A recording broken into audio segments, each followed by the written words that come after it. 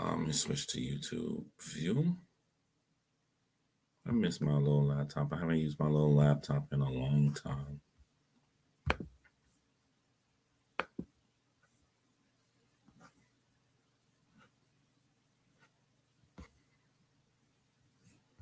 All right, we good. All right, we open this chat right here. And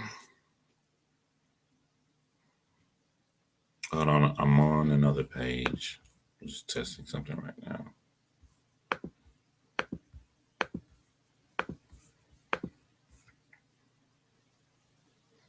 And then I'll be right with you guys. Hey, Jane Doe. All right, my setup. Check that out. I need my iPod. Hey, someone said good morning. It's 1 a.m. here. This is the last live streaming directly from the West Coast. My big computer, my cameras that you normally see me go live on, they are all in a bag. I will be leaving here Saturday morning, headed back to Atlanta, Georgia. So I just pulled up my laptop. And I got my I got my blue glasses back. Yeah, I know. I was just in the backyard having a deep conversation with my podcast co-host Desi. So she's kind of shocked, like, yo, we were just talking in the backyard and now you're live. I came inside the house and decided to go live because when we was talking, Desi, I was reading a lot of comments. And I just want to have I think the last thing I did when I was in Georgia, when I moved out here, was I did a very heartfelt song. So the last thing I want to do here, moving back to Georgia, is a very heartfelt live that I want on my channel here. So here we go. I am about to tell you all everything that I know about the Summer Wells case. Are you ready? Because I'm about to unload a lot of information on you all. You ready? Here we go. A little girl is missing. The end. I don't know anything else. I don't know any leads, any clues, any suspects, any people of interest. I don't know anything about the Summer Wells case other than a little girl is missing.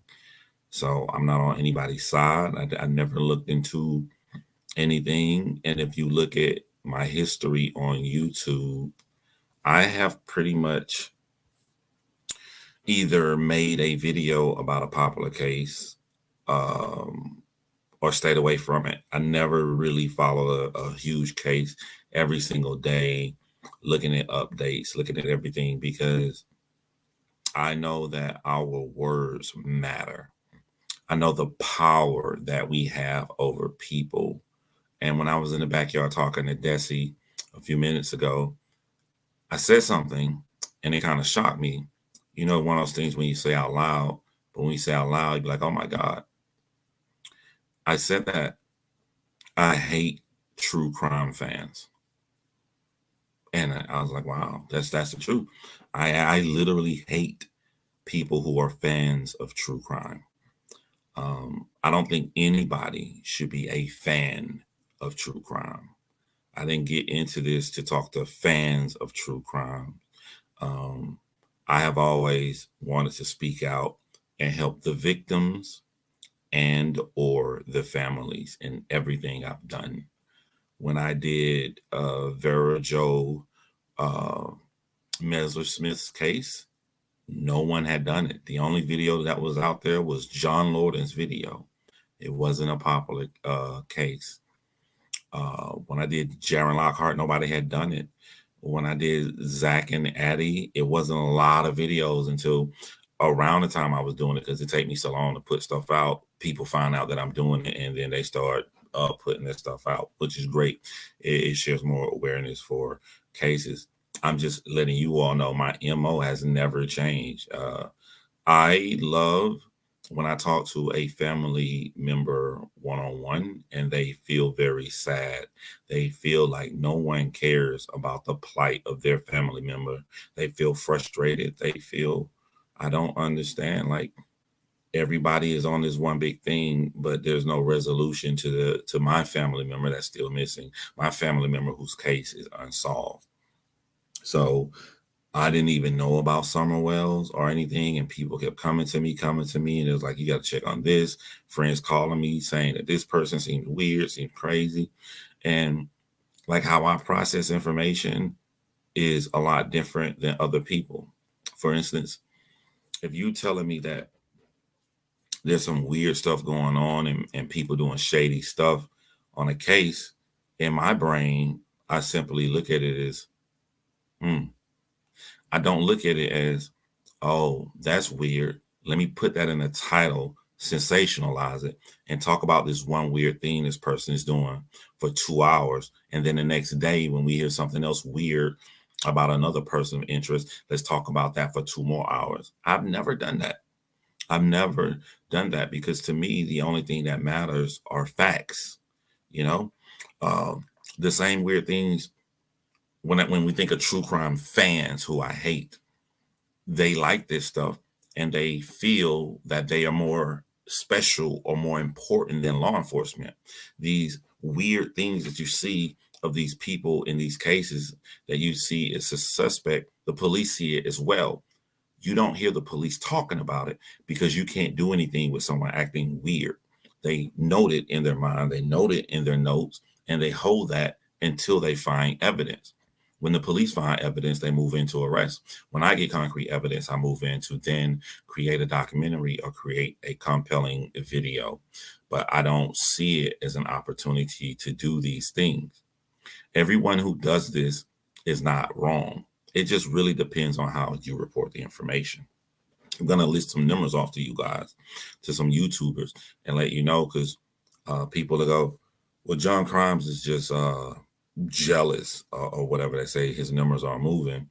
But how can you make someone feel ashamed for having integrity and having morals? You can't shame a man for having integrity and having morals because I'm going to show you right now that if I did the same thing they do, I would blow up like them.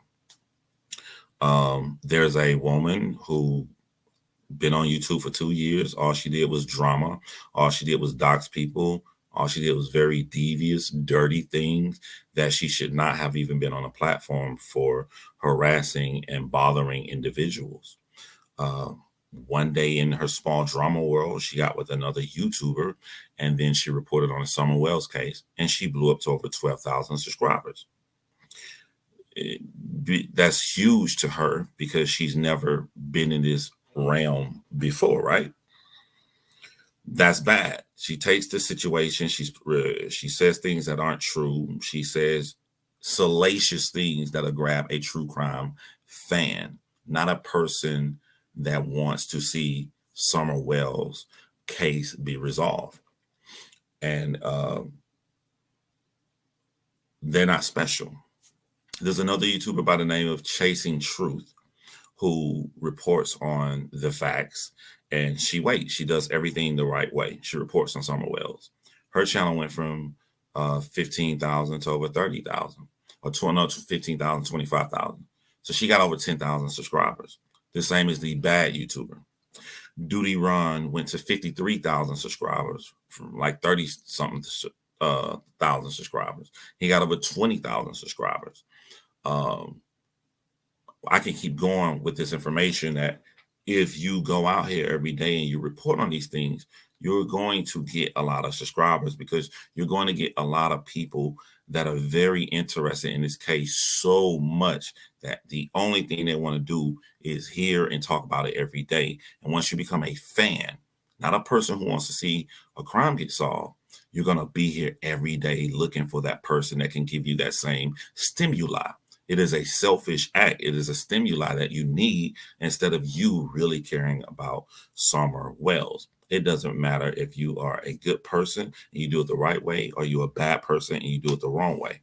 So if you look at these numbers and you look at the kind of content I make, if I were to do the same thing, I will go from 30 some thousand subscribers, busting well over the 50, 60,000 subscribers.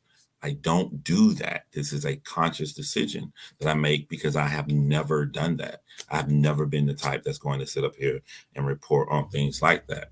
One of the burdens that I have that a lot of people don't have, because they're in it for the wrong reason, is that their phone is not ringing off the hook with multiple different families talking to you all the time.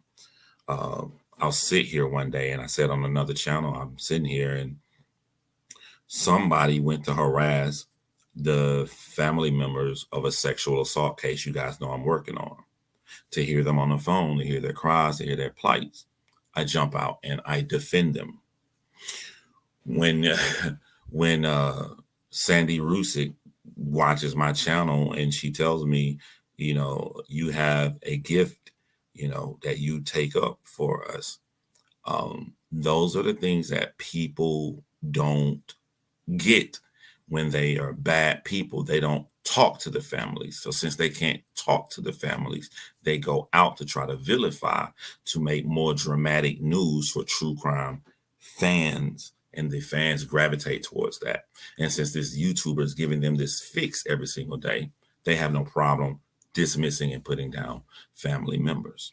Remember, we're supposed to be out here trying to assist the police if a case is unsolved or as a person is missing. You're supposed to try to assist the best way you can without interfering with the investigation. I will never let a growth of immediate subscriber base increase come before my morals and my ethics to do salacious things. I consider myself to be a very intelligent man. I consider myself to be so intelligent that when I see the devious things they do, if I were to do those devious things, I'll be far more successful than they are. But again, I can't do those things. When I look at numbers, what happens when you are evil and you're putting out lies, you put out manipulations to get true crime fans, you're going to get consistent numbers every day because people are going to keep coming to you, but you're never going to get like 80,000. You're never going to get 100,000 views. You're going to get around max 15,000 views on a video because they're coming here for that fix, and you haven't given them enough. You haven't put enough out there because you don't know what you're doing. You haven't put enough information out there in the video that people are going to keep coming back to that one video. And because you know this, you got to pump them out every single day. You can go look at the Hart family video that I have. I mean, just about every month or so, I get 2 to 3, maybe 4,000 views. I made like 2 years ago. It'll have 70,000 one month. It'll go up to 80,000. The video is going to go up to 100,000. It's going to go up to way over that. Something I did years ago. Because when you do stuff the right way, people are going to always come up to it, and it's going to always pull up in the YouTube algorithm, further pushing out these stories when you do it the right way. This is the difference that you're going to see in people. I know a lot of people have a big heart and they hate what's happening in the true crime YouTube world. They hate it, and it frustrates them, and they don't know how to stop these bad people. My thing is they're going to stop themselves. It happens over and over and over again. There were a lot of channels, a lot of people. There was no talent. There was no heart. There was only speculation. There was only coming on every day. They shot up to 12,000 subscribers. They shot up to 20,000 subscribers. They're gone now. They're dead. Their channel is gone. They'll randomly, they did this on the Chris Watts case. You'll see them pop up, and they may put up a video on a Chris Watts case and they get like 100 views because they never had the it factor, or they never put their heart into it. They didn't really know what they were doing. They were just trying to ride a wave of piggybacking off of people's emotions without giving a care in the world for the families. Good news that is going on now that hasn't been going on YouTube is that the families of victims who have lost their lives, or family of victims who are missing right now, they are active on YouTube. They're figuring out how can they stop these people from harassing them every single day, pulling out lies and speculation and leading people astray. And they are being successful at taking down YouTube channels. I feel bad because it's gotten to a point to where I can no longer defend, or I even try to defend, if I'm sitting somewhere and people say stuff like, those idiots that do call themselves true crime people on YouTube. They're just trying to get money. They're trying to bank off of these stories. I don't have a way to defend that anymore, because what's the best way to say this?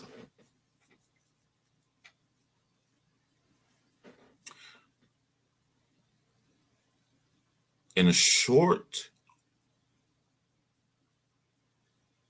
like in a short realm, bad people are very effective.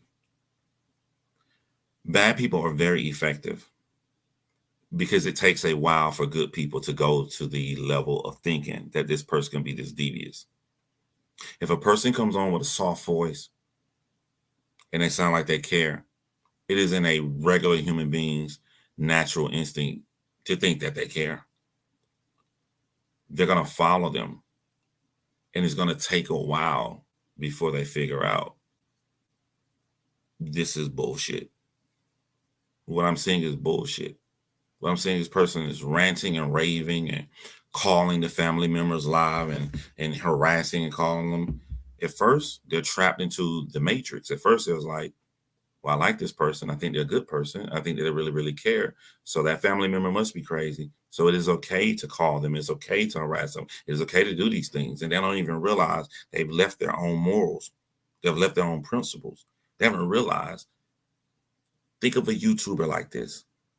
What if law enforcement did what a true crime YouTuber does? What if there were no rules and regulations that the police have to go on? They just see somebody that they think is weird, or they think is doing something wrong. They have no evidence, no proof, no anything, and they just go out here and they just constantly harass, call the person, and victimize these people. If a police officer did that, you see just how dirty that is. We have people who really believe, because they're true crime fans. They're not people who want to see a case get resolved.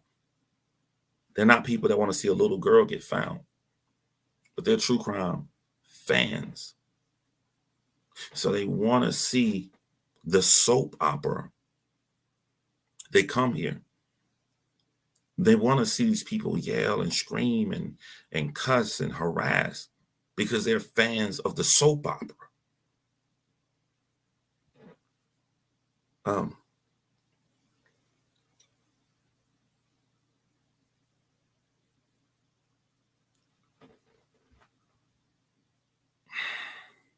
I'm sorry, I was reading the comment. Shout out to Duty Ron, man. It took a lot for Duty Ron to come out here and do his due diligence, use his resources, use his job retirement title, and talk to the other people that he met in other districts to get to the bottom, to put out factual information. But bad people, once they got a true crime fan attached to them, they quickly move on to the next. Oh man, everybody going crazy. Don Wells arrested. Don Wells arrested, and found out, well, that's a crock of BS. You said that by the afternoon, there was going to be, the police is going to be on the news and all of this stuff, and these people followed you, but because they are hooked as true crime fans, Duty Ron becomes the enemy. He didn't do anything wrong. He just reported the facts, but to a person that is attached and they have already got their brain believing that someone else is good, Duty Ron becomes the enemy for doing the right thing. This is the world that we live in. We have let sickos who infiltrate, and they're not all small. There's a YouTuber with over hundreds of thousands of subscribers. Just had to admit that they were milking this shit for views. Not even this case, but another case, like milking it for views. I keep my mouth closed about a lot of things. I have researched cases, and I have come across, and I started listening to podcasts, and as I'm listening to these podcasts, I'm like, I've heard this before. I heard this on such and such channel. Then I go back and watch such and such channel. Then I go back and listen to the podcast that came out before such and such channel. And I listened to them side by side. And I'm like, oh my God, you stole from this podcast word for word. I trusted you. I thought you was a good person. You stole it from them word for word. You guys have seen the stuff that I see. Like, I don't even, YouTube allows me to play what I create. That's all I see. I don't even see myself as a YouTuber. It just allows me to play what I create. I will play what I create on other platforms. So like when I do something for Karen Bodine's murder, everything I put together in the past 5 months, I put together like, maybe we can go to Amazon Prime with this. I'm just looking for other ways to get the information out because I don't even want to be considered to be in true crime on YouTube anymore. I don't want to be associated to the circus that I'm seeing growing. That's not going to stop because bad people are fast. They always get caught because they're pretending to be good. You can't pretend 100%. Every day, more and more people waking up, but before they wake up, they're effective at being fast.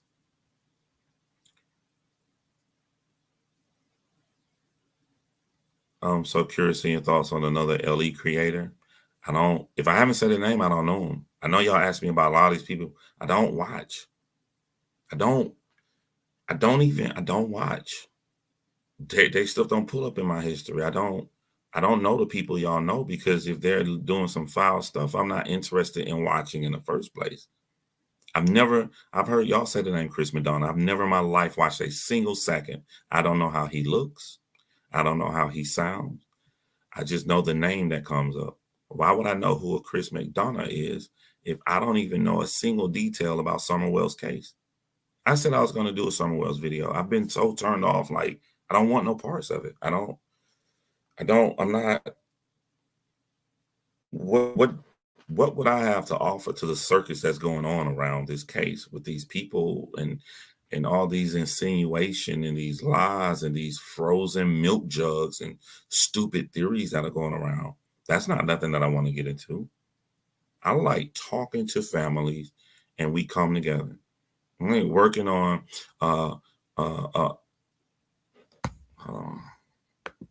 okay, I thought I froze. I like when a family contacts me and I'm on a Zoom call and it's a Mexican guy who owns a restaurant in the Midwest.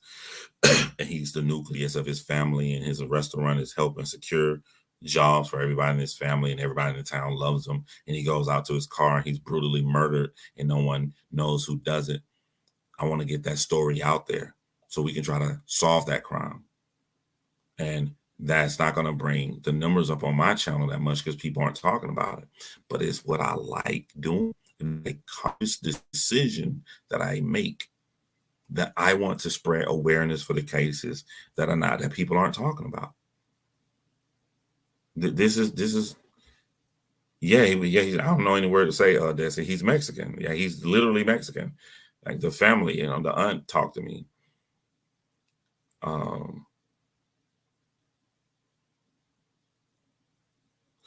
You're in a different class on Stefan, a few others. I want y'all to pay attention to something, right? Why didn't Kendall Ray? Why didn't Daniel Holland? Why didn't Stephanie Harlow? These are the biggest true crime YouTubers. Why didn't they report that Don Wells was arrested? It's right in your face on who has integrity and who doesn't have integrity. Why didn't any of these people report on Don Wells being arrested? Because you're supposed to wait until you have concrete evidence. Concrete evidence isn't someone doing a dirty deed by secretly recording a family member who's hysterical and thinking that someone's arrested. If I would have heard that phone call and I listened to it and I'd have been like, oh, well, it seems like she thinks that he's arrested. So I guess we'll just wait to see what the police have to say the next day. And if I was covering this case, it is at that point. I have a video on here called Barry Morphew Arrested.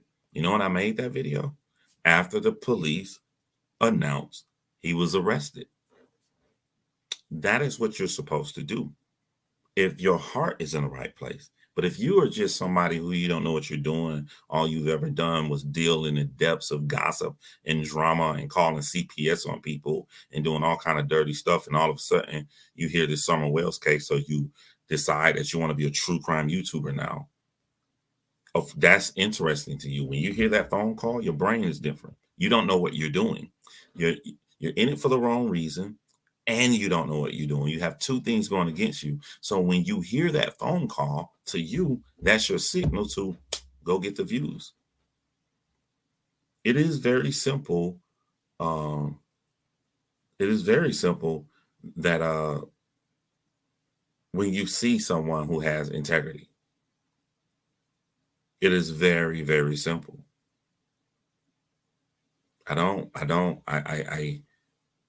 People want me to feel bad, but when you do something the way that you want to do it, and then you achieve success the right way, the rewards are that much sweeter.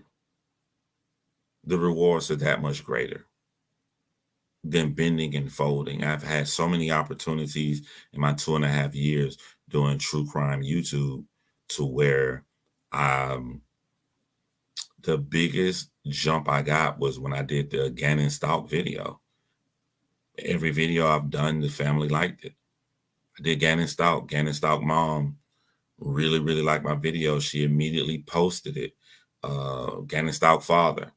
That is my signal. If I was a dirty person and my subscriber base jumped up over 10,000 subscribers in like 2 weeks, that's my signal to keep talking about Gannon Stalk. But what did you see on my channel? I went to the next case. I didn't ride the Gannon Stalk name. And I also did my Gannon Stalk video 3 to 4 months way after everybody else, because I waited. I waited to have all the information instead of posting every day about speculation. That's what I choose to do. It is a conscious decision that I decided to make. I don't. That's my subscriber. You were amazing with them always. I always name a video I've done. The family talk to me. Just name one. I'm giving y'all signals when they don't mess with these people. Something's wrong, bruh. Something's wrong. Something's wrong. And the shift of why you're going to see this get worse before it get better is that there are two different kind of people watching these. There are the people who care, who hurt, who empathize with the victim, and they want justice. And then there are true crime fans. If you are a fan of watching someone get brutally murdered, something is fucking wrong with you. Something is wrong with you. If you are a fan of after a crime is solved and it's all over with, and you want to continue to dig into the family members' lives after they are grieving over this murder, and you want to dig into their finances and what they're doing, and or you didn't go put a flower on his grave at this point, or we haven't seen you online, so you must not even care about him. So something is wrong with you. Something is fucking wrong with you. And everybody is going to get hurt for this. Everybody, whether you are a real great true crime YouTuber with integrity or not, something's going to get wrong to you. That's why from the very first video I made to finally closing the filming on Karen Bodine, I don't even try to make videos for YouTube. I try to make full-fledged documentaries. And once I see it all pieced together, we can decide which platform it'll go on, or should we push it to major streaming services with people that I talk to. I don't even, it's been really, really hard to, what's up, Alicia? It's been really, really hard to want to put out YouTube videos and have my name associated with these people. I want you to think about it. People are picking on me because they're saying I'm not getting views because they're talking every day about speculation on cases and harassing family members. They are picking on me because I don't want to do that. It'd be different if I did the same thing they did and no one was watching me. I can understand then. We have an argument, but they're picking on me because I have integrity. This is the world that we live in right now. This is the world that we're living in right now. These people are so happy to have some kind of contact behind the scenes and try to reach out to a family member like they're fucking celebrities, like they're Chris Brown and fucking Michael Jackson or somebody. No, they're your next door neighbor. They're the person that work at the supermarket or the person work at T-Mobile or like a Gannon Stout's mom or something. They're just regular fucking people who just so happen to have somebody they love brutally murdered. That's all they are. And I have the burden that they come to me and I hear the cries. I should hear the cries from them about their family member being murdered or being missing. That's not the cries that I hear. The cries that I hear are from them being harassed and bullied. So then I have people who love me and they're like, yo, John, I want you to put your next thing, your true crime case on YouTube. I don't want you to go on your other channel and try to defend that stuff. I want you to come back over here. You're not on the phone with these family members. You don't hear what I hear. You compartmentalize. I don't. Everything is one genre to me.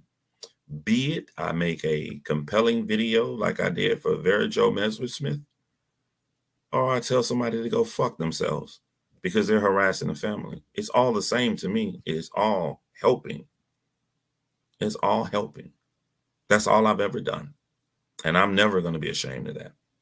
I don't care if it comes in the form of me editing with great music behind it and great visuals or me cussing the motherfucker out. It's all the same to me.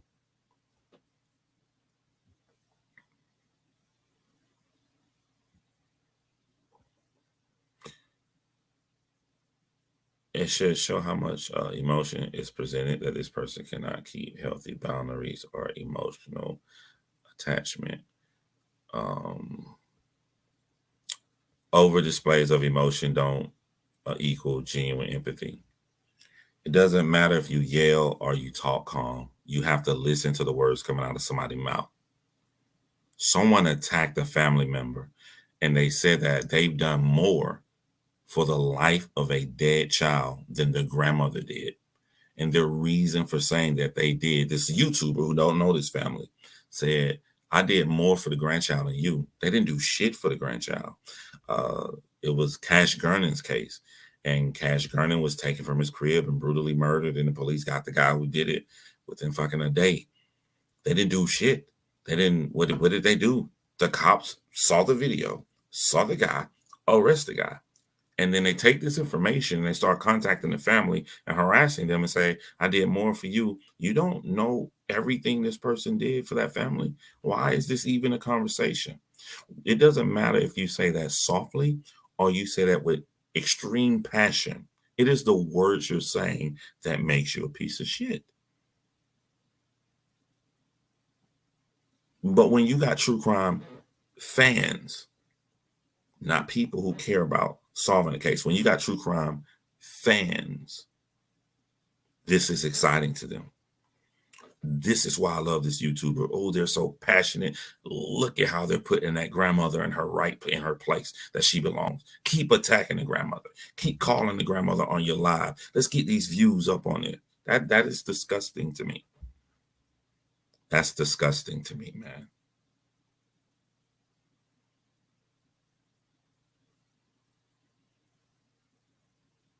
Jane Doe, you just made an excuse of why you want to harass a family, and I'll read your comment. Jane Doe said, a lot of it is learning, though, John. We all want to learn about these evil people to avoid them in our own lives. How do you know these people are fucking evil?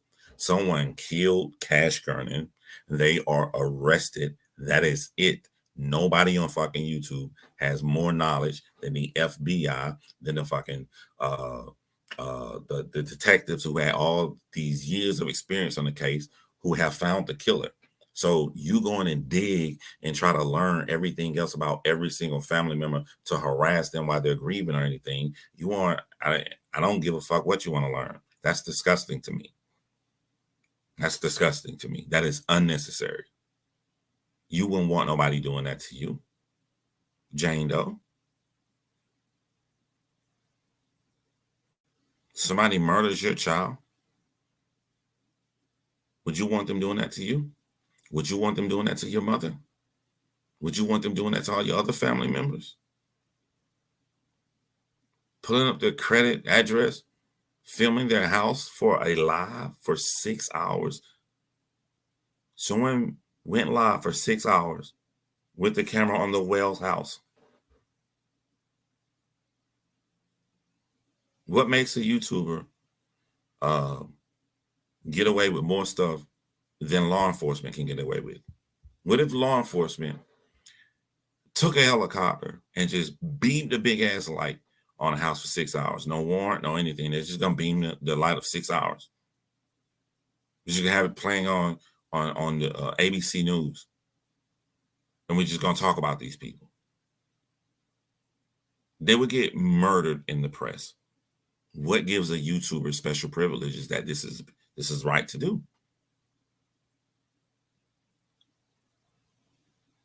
This isn't helping us learn about human behavior. I specifically talk about red flags. They don't cover that kind of thing. They aren't figuring out a thing, in my honest opinion. Sonia XOX, I watch your channel, man. I saw a lot of your videos. You do great stuff and how you break everything down. You are absolutely correct. You are absolutely correct. But the problem is, YouTube is being taken over by true crime fans. There are so many more fans, especially with COVID. I'm bored. I don't have any entertainment. I'm not looking at this as real. So to me, I would rather go and watch the speculation. I would rather go and watch the shit show. And dirty people are intelligent people too. They learn how to feed off the energy. They learn how to feed the true crime fan what they want. Fanatics, not fans. Fans is a short word for fanatic. The Cash Gurning case woke me up to the sickness and narcissistic side of these YouTube channels. Yes. All they care about is the numbers and the subscribers. It's always about them. And when they get into an argument with you, what do? They bring up the numbers. I just go look over there. I'm like, okay, you got all these videos. Your most popular video, you got 15,000. This tells me you understand where your shortcomings are. I'm never going to be able to put anything compelling together. So, but what I can do, I can feed these fans every day. I can feed them something. I get 9,000 for this video. I can get 8,000 from this. I can get 10,000 from this. And I might not be able to make videos that get 80,000 and get 400,000 views on the video, but I can keep feeding them this bullshit, and they're going to keep coming back to me like a drug. I'm feeding the fanatic a drug. I implore everybody, if you are really want to understand the depths and the damage that this does, to watch Kendall Ray's live she did when Kendall Ray had a bunch of family members to people that were murdered, and they all were on her panel and got to speak. Some of them I'm cool with, some of them I talk to as well.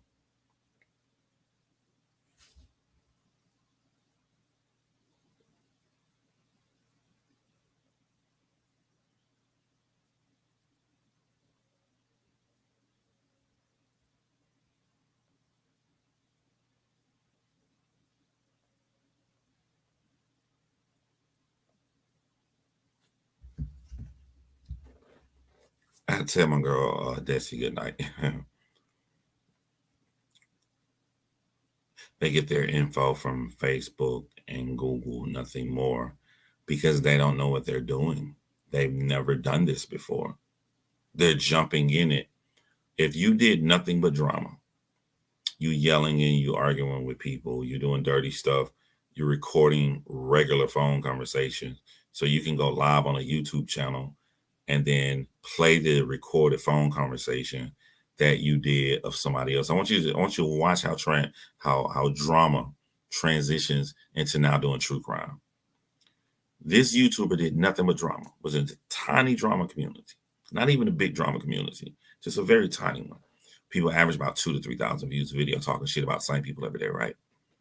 They record phone conversations, then go live about it and play the recording, and then just to embarrass the person. And then the person that they recorded go live and talk shit about them. And then the next day they go live and they talk shit back.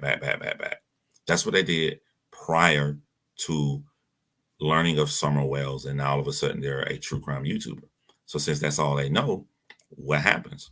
They hear a secretly phone recorded conversation with Summer Wells' grandmother, who's in distress and saying that she doesn't know where Don is, or Don may be arrested. But because they only dealt in drama, that's what they did to them. That is the go-ahead evidence to go ahead and tell everybody on YouTube Don Wells is arrested. Now, this person who was in a tiny drama community has gained enough clout and power because they're great. People are great when you first come on here. Dirty people are great because they're good at hiding it, and they're so dirty, your brain doesn't automatically go to those depths. Your brain goes to, this is a person that cares. So they infiltrate true crime. They're in true crime, but they're doing the same thing that they did in drama. Now they're just doing it to a family who has a missing daughter and granddaughter and stuff out here. Now, I don't know anything about the case. People are like, yeah, take it up for the family. How can I take it up for the family? I don't know who took Summer Wells. If someone did it, I have confidence that the police is on top of it way more than a gossiping drama true crime YouTube. Trauma, whatever the fuck you want to call it. I have more trust into the professionals than to hear the who y'all BS bull crap. I'm gonna get this wrong. It's okay. I'll do something else tomorrow. By the time I get that wrong, it's okay. I'll move over, do something else the next day, the next day, the next day. One of them was calling the grandparent of Cash repeatedly live, demanding they answer and leave horrible voicemails. Exactly. Yeah, I saw that. Who does that? Who does that on a solved case? Who? The guys on camera kills a kid. The police arrest the guy. And I'm going to tell a grandma, you obviously don't care. You don't care because you could be doing more. You could be doing this. You could be doing this. Who are you to tell somebody what the fuck they could be doing? Who the fuck are you?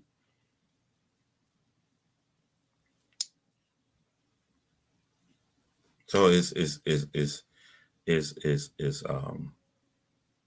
it's heartbreaking, but the bottom line, the biggest person or people that keeps this going isn't the evil idiot true crime YouTuber. It's the true crime YouTube fans who needs this shit every day. Every day. Yeah, appalling behavior. They lie as well about the families involved. It's really shameful behavior. Yeah, I've never seen it. I've never seen it be this effective. It's really effective, but at the same time, I have seen a lot of cases where it's extremely popular. It's the most popular case of the year. Somebody comes out, jumps up, get a lot of subscribers, but because they don't know what they're doing, it eventually dwindles down and go away. I remember when I first came into true crime, and that's what Gray Hughes said. Gray Hughes was like, I seen them come and I seen them go. And now I'm in that position too. I seen them come and I see them go. What's that guy? Daniel Bishop, 1380 something. He has Daniel Bishop, some numbers. He blew up the same way that these people blew up every single day, Chris Watts. Every day, Chris Watts. Shot up quick. I had like 1,000 subscribers at the time. He shot up to like 13,000 subscribers. He getting like 10,000 views every single day on the video. He doing this thing. It's all bullshit. It's all speculation. It's all him feeding the YouTube fan. Where the fuck is Daniel Bishop now? They don't last. It's the entitlement, isn't it? It's all I am helping so I can do or say whatever I want. How are you helping? How are you helping? Who says you're helping? Who says it? Is the family saying you're helping? Is the police department saying you're helping? Who's saying that you're helping? You're saying that you're helping, and the true crime fanatic knows you're not helping, but you're helping them get their fix every single day on a soap opera.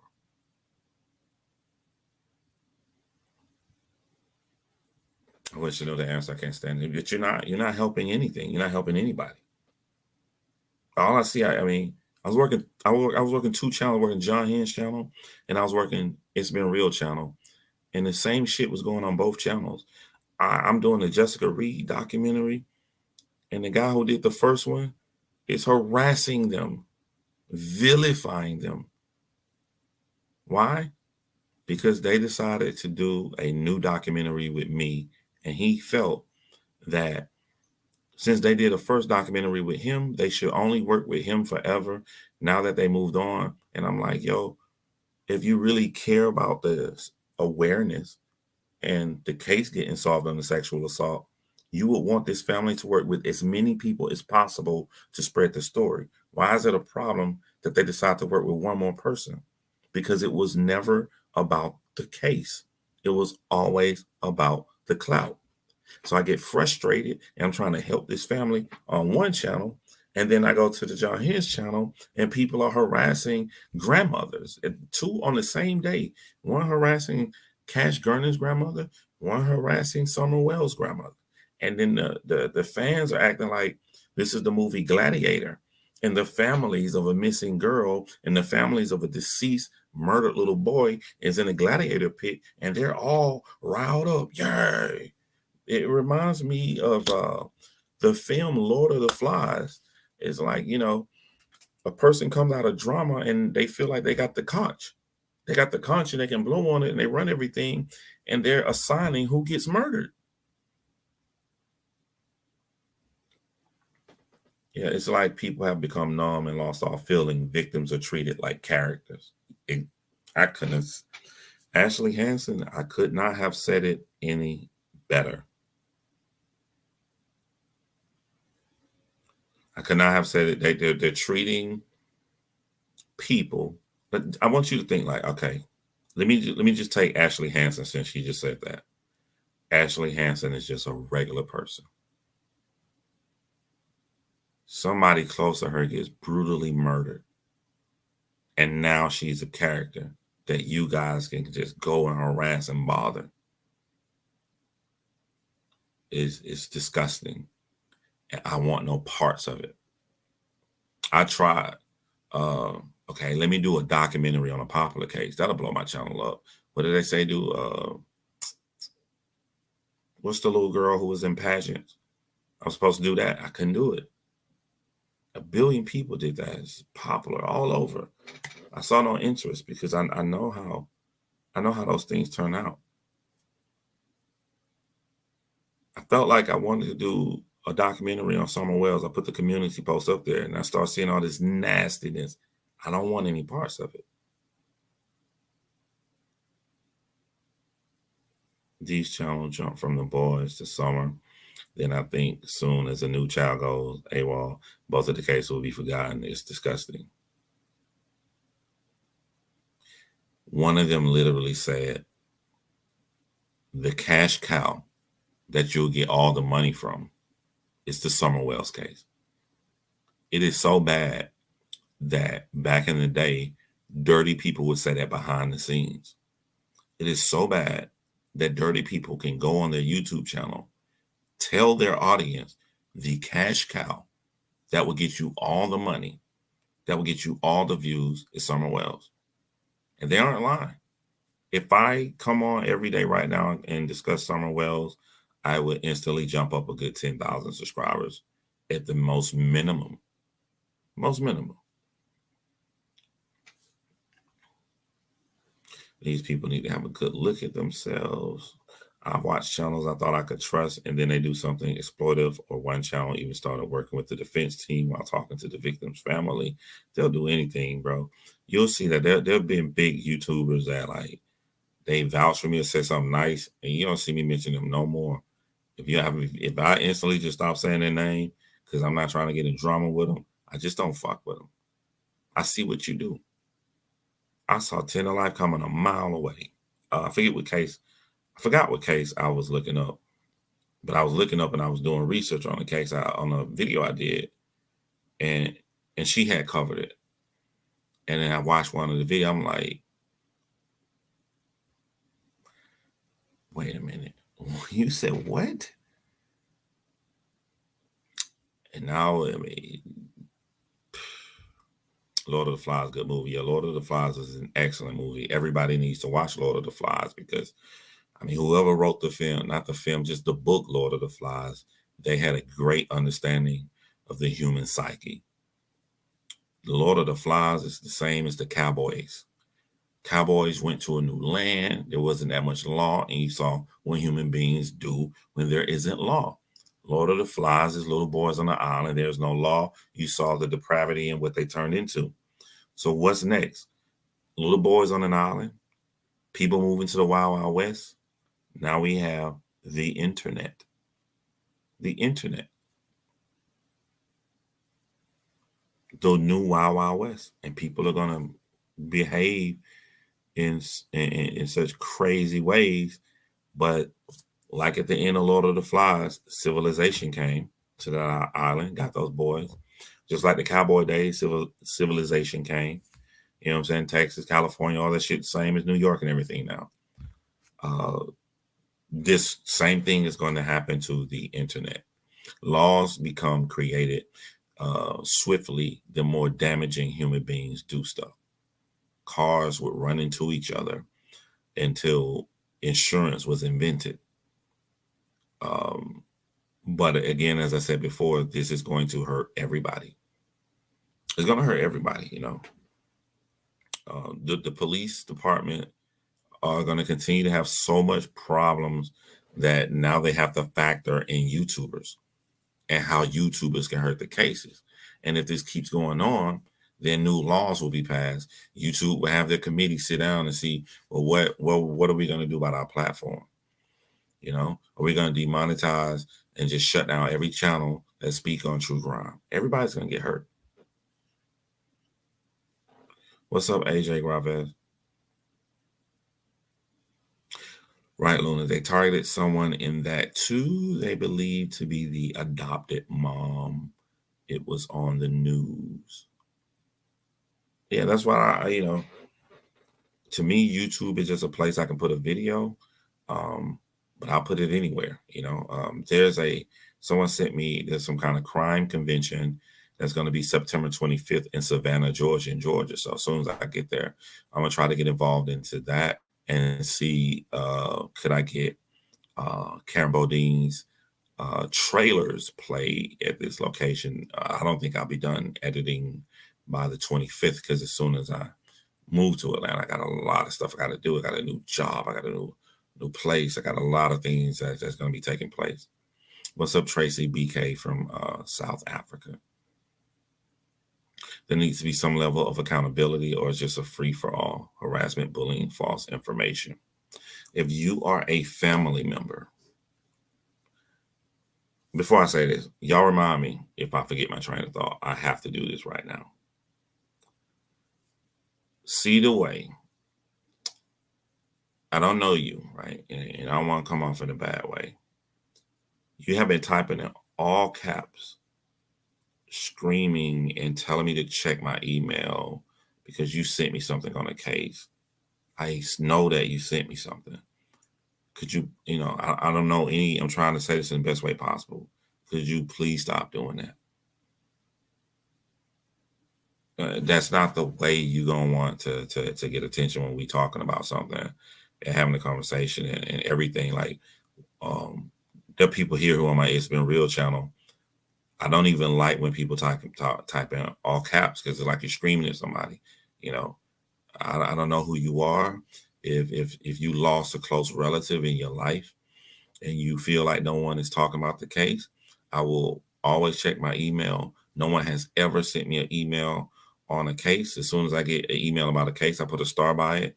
And when I get time, I'm on my laptop right now. All my stuff is boxed up. I'm moving. I can't get into and just go into editing and calling you and talking to you to get everything into your case right now at this specific moment. I have cases I've been working on for over 5 months right now.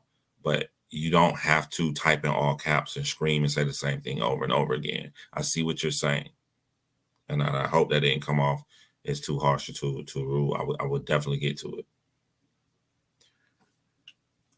And then I knew it was gonna take me off my train of thought. Like, what was I saying before that?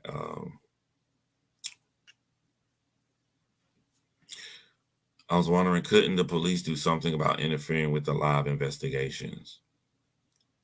So there's two kind of people, right? When you say, could the police do something to stop them from interfering with the investigation? You got two different kind of people. You got nobodies. And because there were nobodies, they'll go and say my channel's not monetized, even though they always ask for cash apps. But because there were nobodies, the fix they get is the build of subscribers. They have been on YouTube doing drama and dumb shit and calling CPS on people, calling SWAT teams and coming to people's houses, doing all this crazy stuff. And they had nobody watching them. They had that dead channel. No one gave a fuck about them. That kind of person, when they get that kind of clout, when they get people that they feel are credible vouching for them, that fix, they're not going to stop if a police say, could you please stop? You're hindering the case. They see the videos with the police doing press conferences saying this. They're not going to stop because of that. They're going to feel like they're protected under YouTube. Yeah, you're a police officer, but I'm on YouTube. I can say whatever I want to. It's going to take YouTube to try to stop them. Second kind of person is the person that has never had money like that before. So if you're struggling to pay your bills and all of a sudden you make a video on true crime and boom, you get 8,000 subscribers. Boom, you get 10,000 subscribers. Boom, you get this. And all of a sudden on the 21st of each month, you getting a check for like $3,000 extra. You don't give a damn that a police officer saying, y'all stop. It's messing up the investigation. We want to find a person. There's a way you can get around that because we have true crime fanatics. The true crime fanatics that like the evil YouTuber are going to do whatever the YouTubers say. So when the YouTubers say, you police officers don't never do your job, that's why we have to help. We are here for the family. The true crime fanatics are going to say, yay. They're going to march along with them, feeling that they're justified, that this person who don't know shit, ain't done nothing in their life, have no expertise about any cases, is just going to tell them that they're going to do it. So much so that they believe that this person is more special than a trained officer. So they're going to blow that officer away and not listen to him. So that's the issue that you have in these situations. I do think true crime creators such as yourself should speak out. I do think true crime creators such as yourself should speak out. I think you should show distance from that. The more you speak out, the better, as far as I'm concerned. KK was getting 700 each live saying Chris Watts was innocent. Where's her channel now? I like that. That's the critical case, the perfect example to give you. When you are a bad person, you're going to jump out here fast and then you're going to get the fanatics to follow you. But it always ends the same. Either you're just going to fall the fuck off or your channel's going to get taken down anyway for breaking terms and services.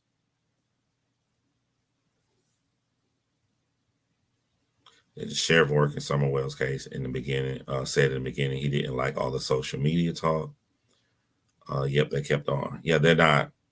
There are ways you can flank around every situation. When you're bad, when you are bad, the goal is to continue to do what you're doing at all costs.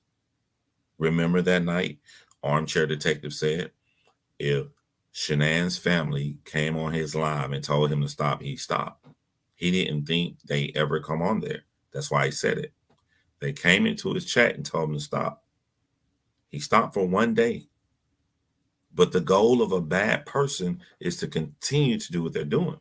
So after he stopped for one day, he went live the next day. He found a way around it. He said, I had a dream. Shanann Watts came to me in my dream, and Shanann Watts said she want me to say it. If you are a true crime fanatic, you're going to go with Armchair Detective. Yay! If she came to you in a dream, then it is your duty and your job to keep doing it. F the family. They weren't saying F the family before. They loved the family. But when the family opposed them getting their fix from him and him doing what he wanted to do, then the family became bad news. The goal is for the evil person. They want to continue to do what they do at all costs.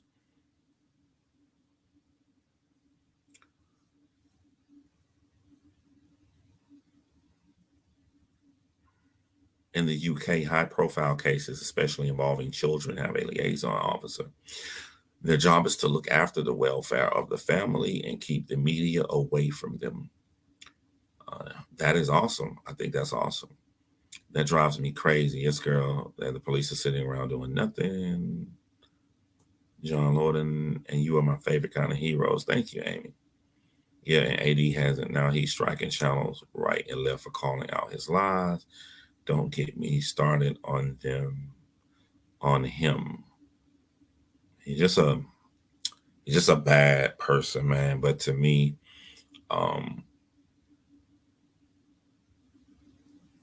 the people that need to be stopped are the true crime fans. Because let me tell you why. If a Armchair Detective channel get taken down,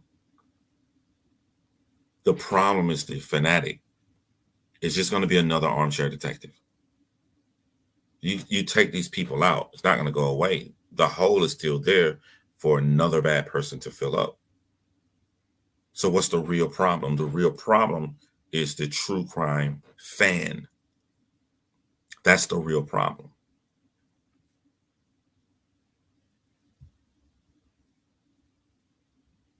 Same in Australia. It helps to preserve the integrity of the case. Yeah. But here's the deal with the internet. Even if they had a liaison in the UK or in Australia, the internet is not the UK or Australia. Someone from America can cover that case, dig all into their life, go live on YouTube, harass the family the same way. The fans drive it, and that's what's sad. Yes. No one should be a true crime fan. True crime fans should not exist. What the hell is wrong with you to be a fan of all of these people being hurt this badly? I watched Heat the other day with someone. Sat them down. They never seen classic movies. I'm like, I was on cloud nine. Like, you never seen Heat? You never seen Leon, the Professional? Oh my God, you never seen? We watching Heat, right? And Al Pacino said some shit that stuck with me. As a police officer, his relationship was going astray in the movie Heat, and he said like he just walks around with all the ghosts of these victims on his shoulders. That's how I be seeing. That's how I feel when I put so much time into creating these videos. Like I feel like Caitlin right here, or Vera right here, or Karen Bodine right here. And when you got that feeling inside, you want to do everything in your power to help, man. Everything in your power to help, man. I can say right now, I can honestly say that Jessica Reed is a true real life friend. Like I really like Jessica Reed as a person, and I got to open up to her about a lot of things, and she opened up to me. She opened up to me about a lot of things. Like I like it's not a game for me. It's not about I'm gonna get this money, I'm gonna get this views, man. Like I want to see a fucking change. I want to see a real change. I heard that Gray Hughes has solved the case before. That's awesome. I want to be a part of that. I want to do something that helps bring closure, and I want to see this person when they get their justice. I want to see it.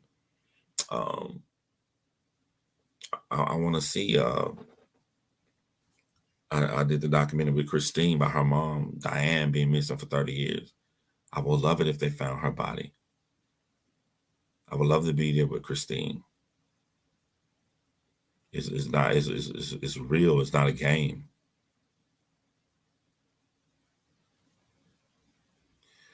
Clickbait on Netflix shows the influence of social media on true crime.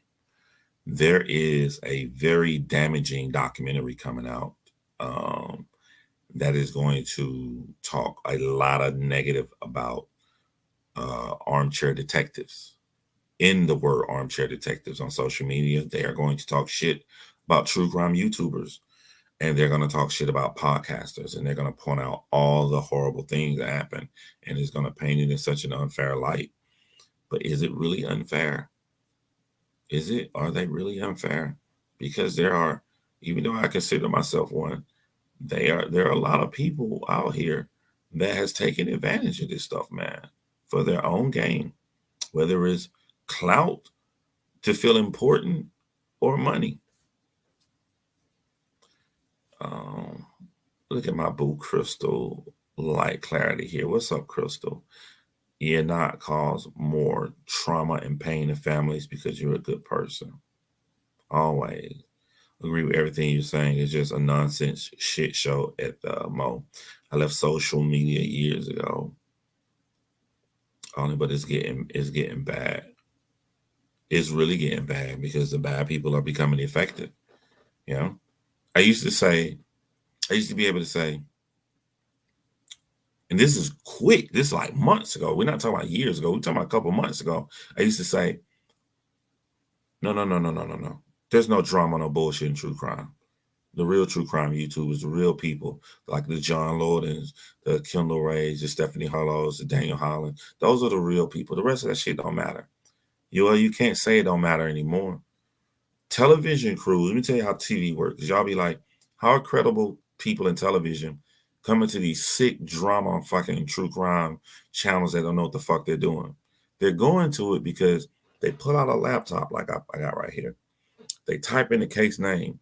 And since good people are not going to exploit a case, so you're not going to find Stephanie Harlow. Stephanie Harlow did one video on Summer Wells, a very, very great video. So Stephanie Harlow not going to pull up when you type Summer Wells. The name that's going to pull up when you type Summer Wells are the trashy motherfuckers that's doing this shit every single day. So when the TV guys see this right here, they start watching this right here and seeing all these people coming on here. That's who they're going to feel like important. So that's who they're going to reach out to talk to. They're not going to do a background check and see all the fucked up shit that they're doing. They're just going to see that this must be the person that goes to online is talking about them. Let's get them on our show.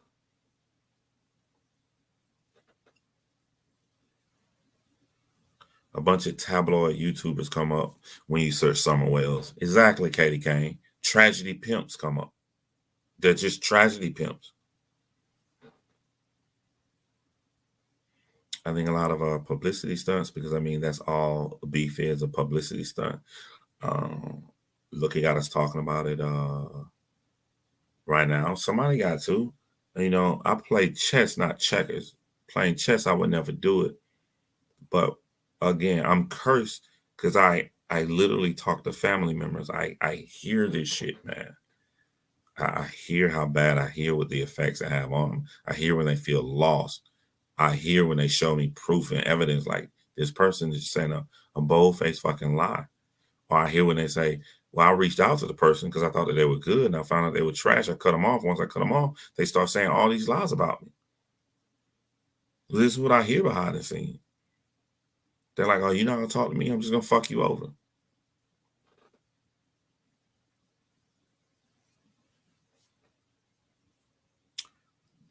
Thank you for those who clarify for me. I do research for true crime podcasts, and my podcast is pretty drama free. Actually, they're completely drama free. When I was in the podcast world, the podcast people were very, very nice to me. Like on true crime, when I was coming up and people seeing the documentary and shit I'm making, it like he gonna be huge.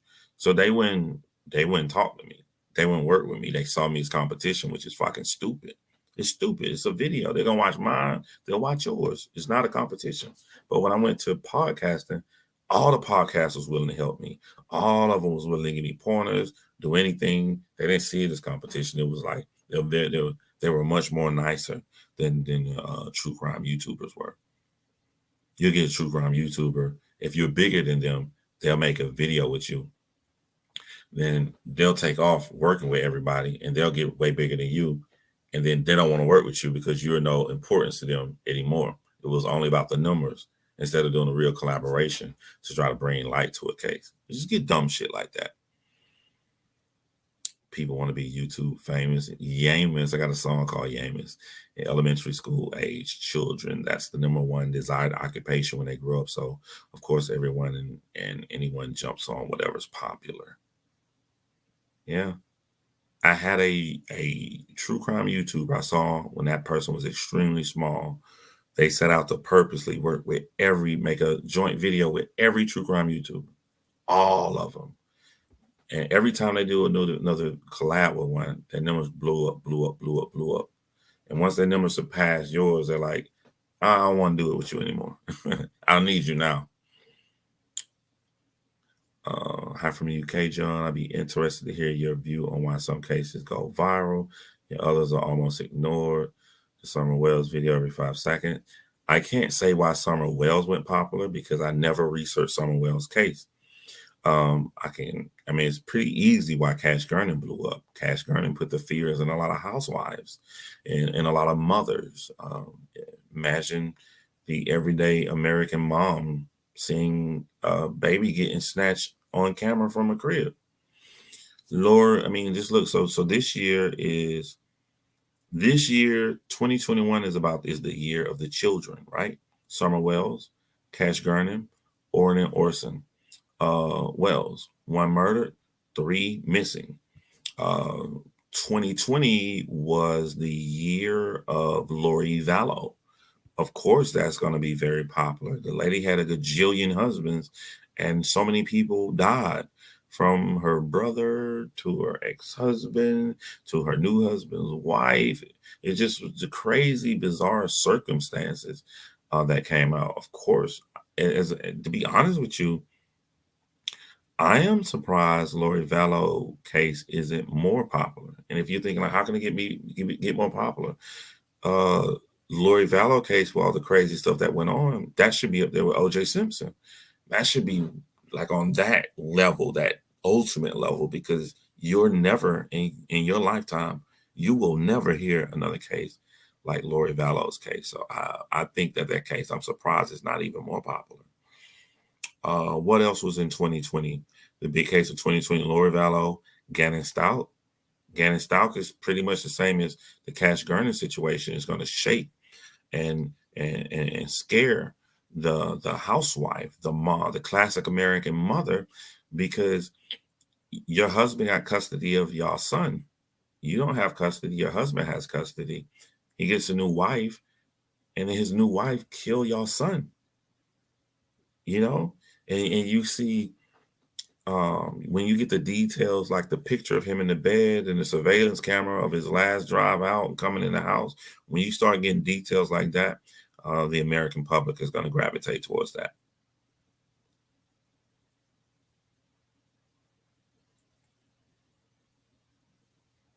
Let me show y'all something, man. Why these people speculating, y'all? Let me show y'all something.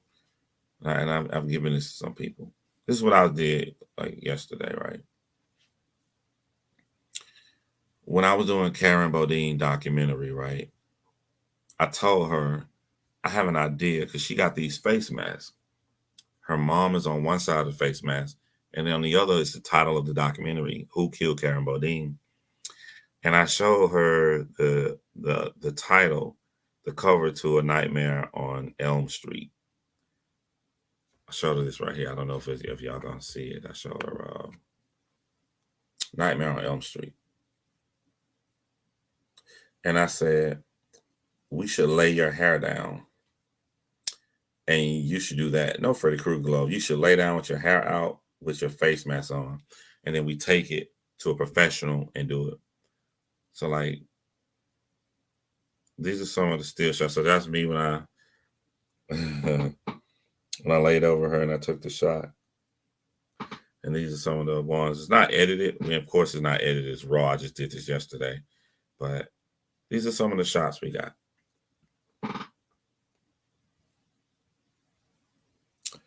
Now, you see it here first. I got other shots. I like this one. Let me make it bigger.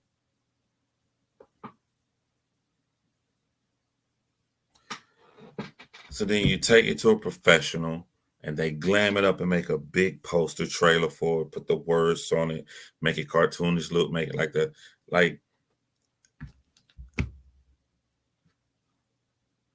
I'm gonna have to pay somebody to do that, right? I've been shooting for 5 months. I haven't put out material on my channel.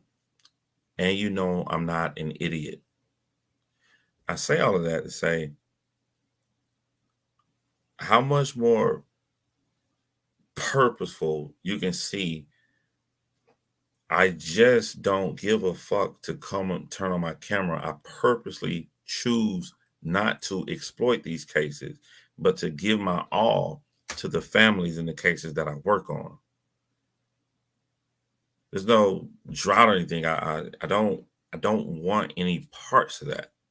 This is on purpose. This is what I like doing.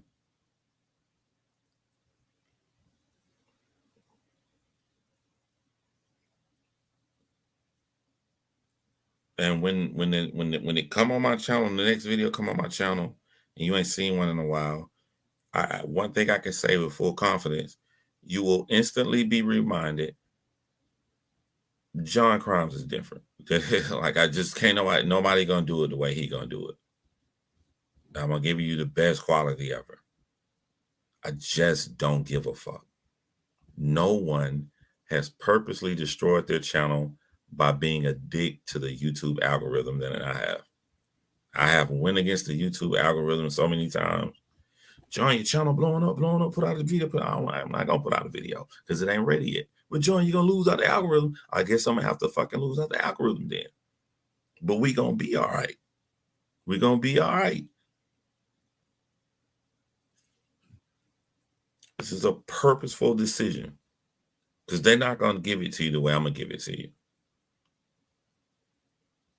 One thing I disagree with Kanye West about a lot of stuff, but I remember that one year he was doing a Pablo album, and it was like, yo, they leak your album, bro. He said, it's okay.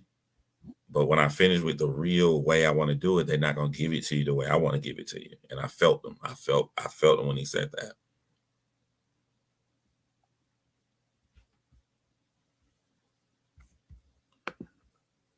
Going back to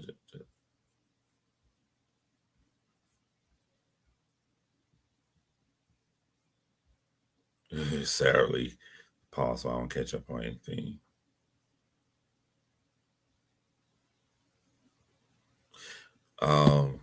My biggest Patreon member, who has been my Patreon member for years and my most top tier, every single month, she has this case that is so tiny. I have never heard about this right here. And I'm eager to get into my new place because I said I was going to do that for her. I guarantee you, a lot of you guys have never heard of this case.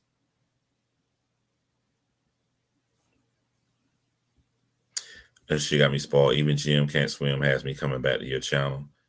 Y'all know Jim Can't Swim, that big YouTube channel? They contacted me behind the scenes, man.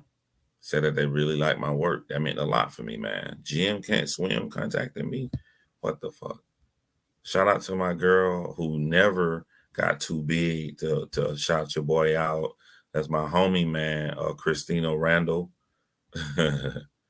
That's my motherfucking dude, bro. I love Christina Randall.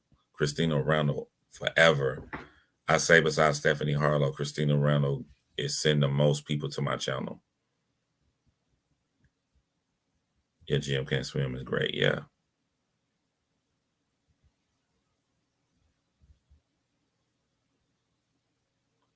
That meant a lot for me. I don't know why. It just never occurred to me that Jim Can't Swim could be a team. I thought I just one little dude. But shout out to everybody on Jim Can't Swim, man. Why are you so surprised? Everybody I've ever looked up to, for people who've been rocking me for a while, y'all know one of my biggest YouTube channels I look up to is Make Art Now. Make Art Now had a big influence on my channel. The John Chair Detective voice, the British voice that helps me, my assistant. That came from Make Art Now. Make Art Now gave me a shout out, man. That meant the world to me, man. You know, there are other things that you get out of this than just trying to quickly get all the subscribers that you can when you do stuff the right way. I like Jim Can't Swim, War Machine. Okay, I'm just gonna have to catch up. This delay I'm on is killing me. Oh, it's okay. I don't know who Deadbug is. I don't know who DB is. I don't know who. I don't know who any of those people are, man.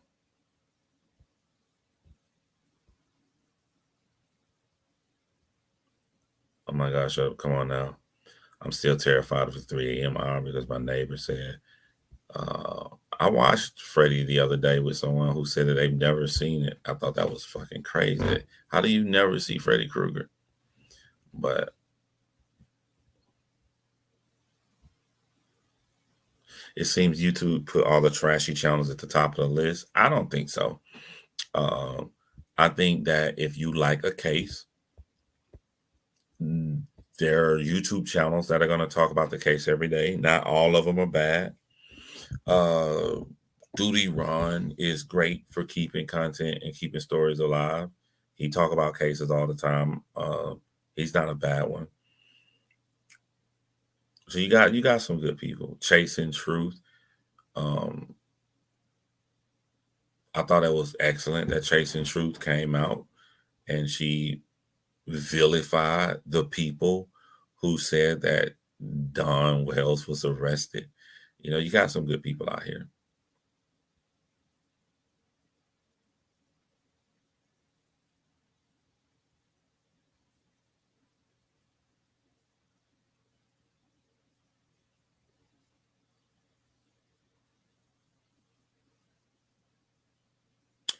I've never heard of Crenshaw Incorporated. There's a lot of I remember when I came on the scene and I watched big YouTubers like that ask them I remember I was in Danielle Hollins live and they asked her, name some new true crime channels that you watch. I was new at the time. I'm like, I wanted she watch me. She gonna say my name. And Danielle Holland was like, I don't really watch anybody. Once you start doing it's hard to watch people. And I feel where she coming from now. Like it's really hard to sit. I don't have enough time to sit down here and watch these like I did before I started doing this stuff. So I'm always busy, but I can't wait to get like 100,000 subscribers.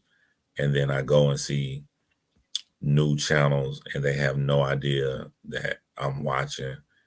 And then I go and make a whole YouTube video and I take their clips and I show people why I think you should go and subscribe to this one person. I think it's a great way to put new people on the right track. We're using your popularity to change the landscape of true crime on YouTube to help steer people away. I can't wait till I'm big enough that I can do that. I can point people and send them over. What's this big YouTuber name? Beast, Mr. Beast. I don't know. Y'all should know Mr. Beast. If you don't know Mr. Beast, but Mr. Beast, like this man will walk in a restaurant and he'll say that he'll order some for them. Like, yo, what would you like to eat? He'll be like, I just want a glass of water. And then he orders a glass of water and the waitress will come over and he gives her like $50,000. I'm like, what? This dude, this YouTuber rented a building bought like 50 cars and put the cars and turned it to Mr. Beast car lot. And he had all these people come up here to look for these cars, and he gave it to them for free. They couldn't believe it. He was like, "All right, that'll be $1." They were like, you playing, it's not a dollar. You're right, I'm lying. It's not $1. It's yours, it's free. Here's the title right here. Like, who wouldn't want to do shit like that? Who would not want to do stuff like that, man? Who would not want to just change somebody's life and help people in that kind of way? You know, I can't wait to be in a position that I can do stuff like that.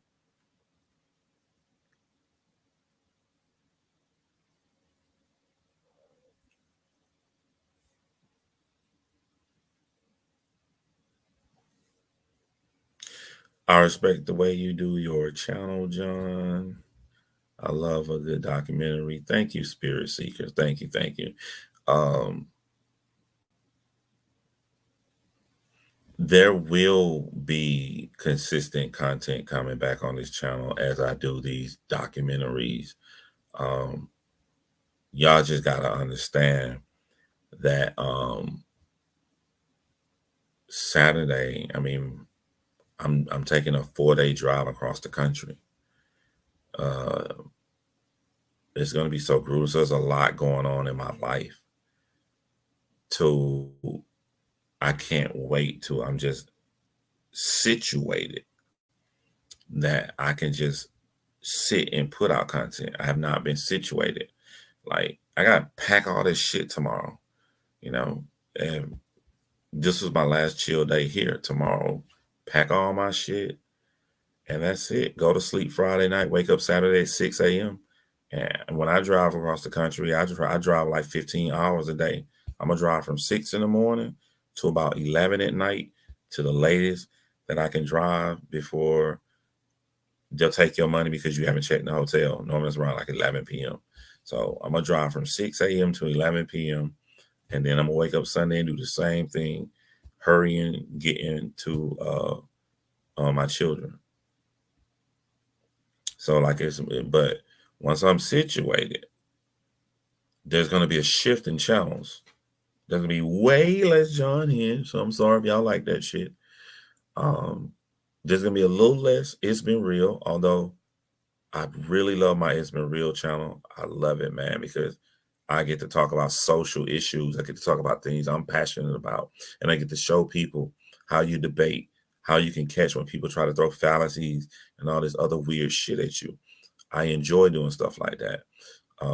I'm still going to consistently post on my It's Been Real channel, but the primary channel will be John Crimes.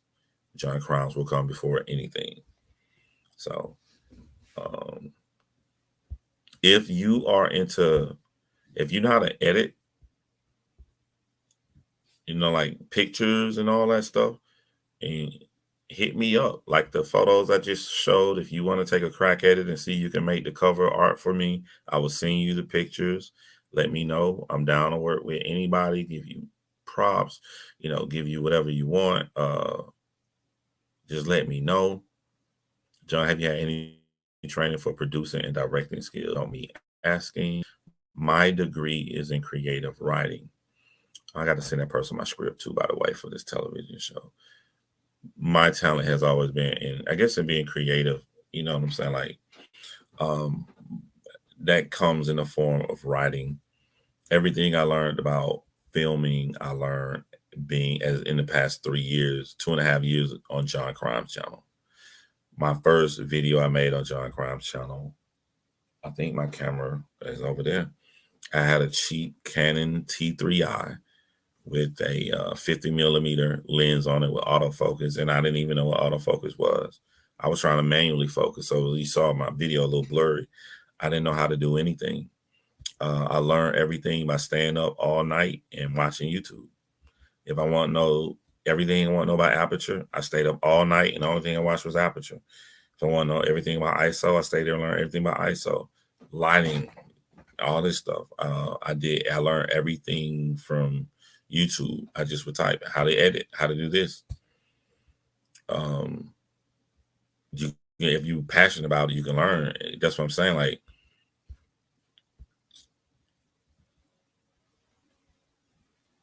Be safe on a cross country trip, my friend. Safe travels. Thank you, Sarah Lee. I'm gonna, last time I went the southern route and it was longer because I just wanted to see sightseeing stuff. I'm gonna do a straight shot. So it's gonna cut straight across the middle of the country. So um, if it takes 4 days, I should be there early on the fourth day.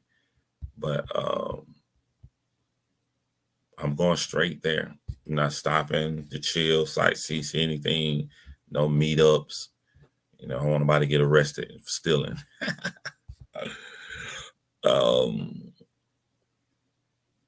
If you ever need anyone with a real English accent, hit me up. Okay, Tabby, Cat, I'll hit you up. What I was thinking, to be honest with you, when I bring John Chair Detective back, like it would have been dope if I talked to him and I put a new program in and have some kind of robotic thing happen and it changes to a woman's voice. So like a woman English accent voice or something. I'm a small child doing my stuff and I'm learning every day. I'd love for you to share some of your tips and skills behind the scenes stuff. I will be able to do that. I'll put all that on John Hand's channel. But with my behind the scenes stuff, I think I'm gonna do for my patrons. My patrons have been down with me, man. Even when the content has been lacking, my Patreon members stayed with me, and that will not go unnoticed.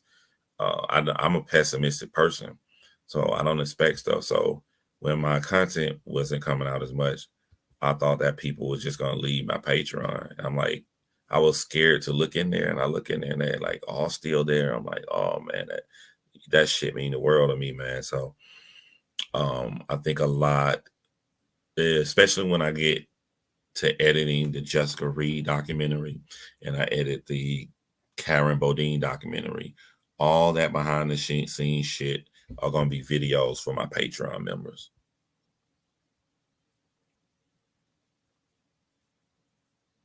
Yes, I was thinking that would be good too. Open to advice. I'm open to advice from anyone. That is fucking lame, dude. Once again, I was on a delay and I had to catch up and I missed some stuff. But do you have any advice on how to win my internal battle with fear?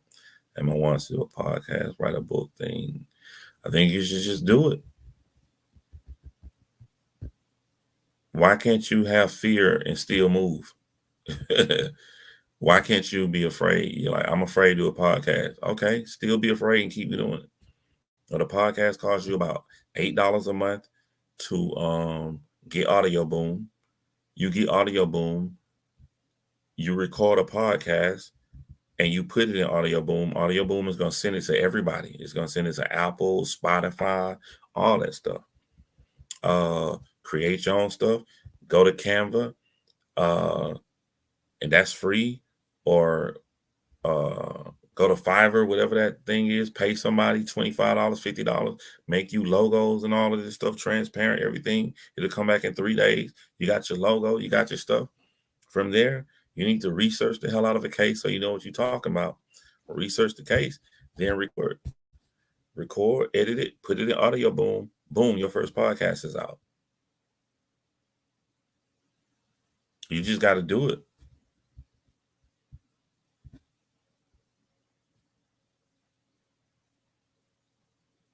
You just got to believe in yourself. Like, I have such a belief in myself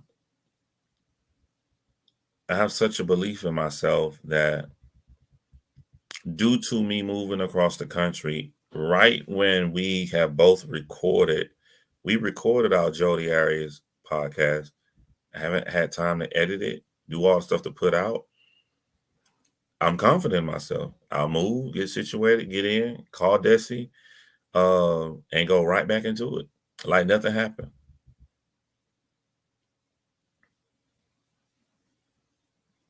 I think people will be shocked what I use to edit, I use Filmora Pro.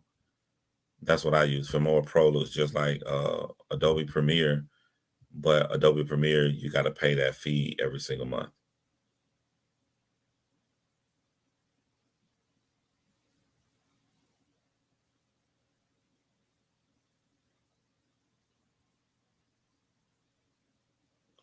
Read a book called Can't Hurt Me by David Goggins. He's a former Navy SEAL. It has changed my life.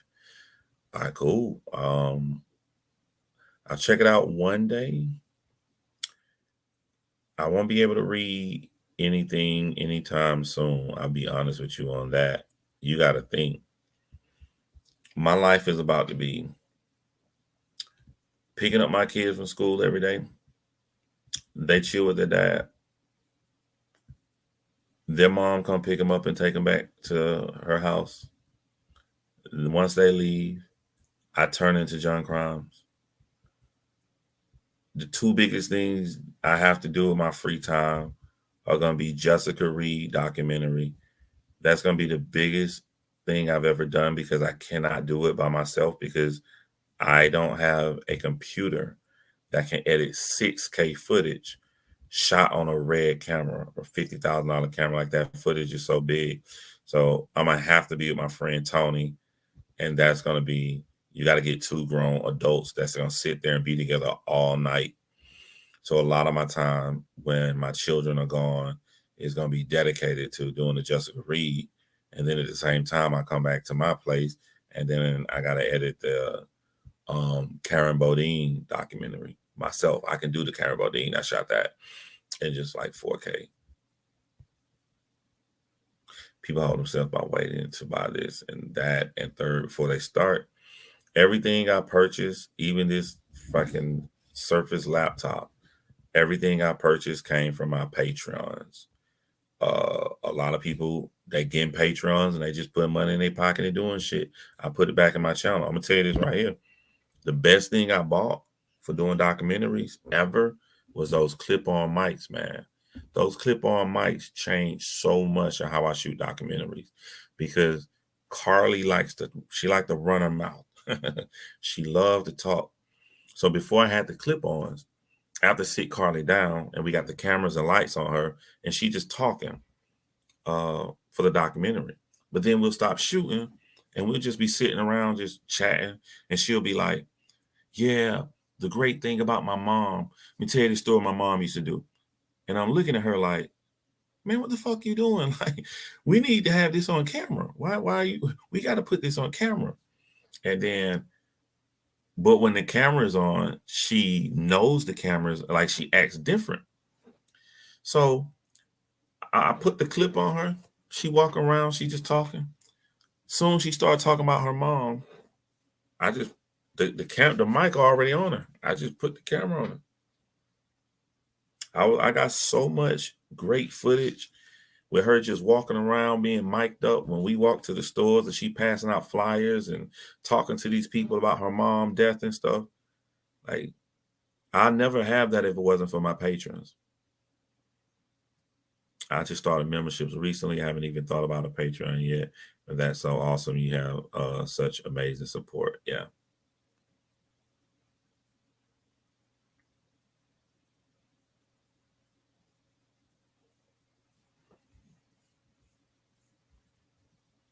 Yeah, shout out to the people that edit on their phone. I don't have the time for that, boy. That is the most frustrating thing for me because you're trying to squeeze your fingers and move and do.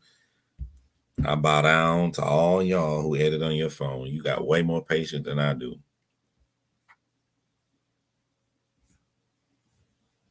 But yeah, my advice would be don't wait for anything. Just go ahead and do it. Just go out there and just do it, man. Just start.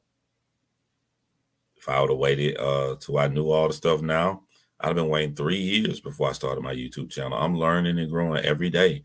When I get back to Atlanta, I'm gonna grow so much because yo, I'm I'm be working with Tony from now on my stuff. So the quality of my channel is about to jump up even further because now I have access to real cameras that you make Hollywood films and stuff with. The podcasters I researched for, they did a Karen Bodine episode. One of them was an interview with her daughter with a heartbreaking case. Yeah, Carly is going to interview with everybody. And Carly's documentary is a bunch of people in podcasts. So you're gonna see it's not just me on the screen. Matter of fact, I haven't even shot for myself yet, but I shot a lot of other people. So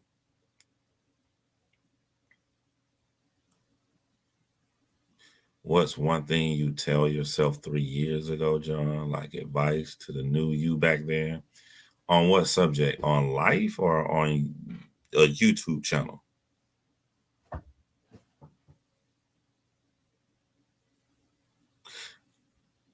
I don't, I wouldn't tell myself anything when it came to YouTube because the subscribers and stuff I missed out on because of integrity. So I I wouldn't change that. I would not change that at all. Um on life, I mean, so much bad shit has happened to me in 3 years. I've been through a lot you guys don't even know about. Like,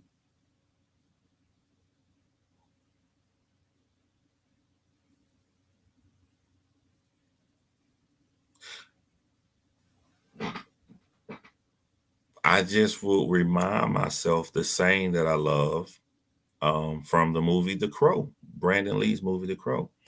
It can't rain all the time. I, that probably the only advice I would give myself because sometimes you have bad things happen, and once you get over that bad thing, you think you're over the hump, and then something new happens, and something new happens, something new happens, and something new happens, and something new happens. You just got to keep pushing forward. The best advice came from hardened people. They were like, "Hey, you gotta do it. Gotta keep going."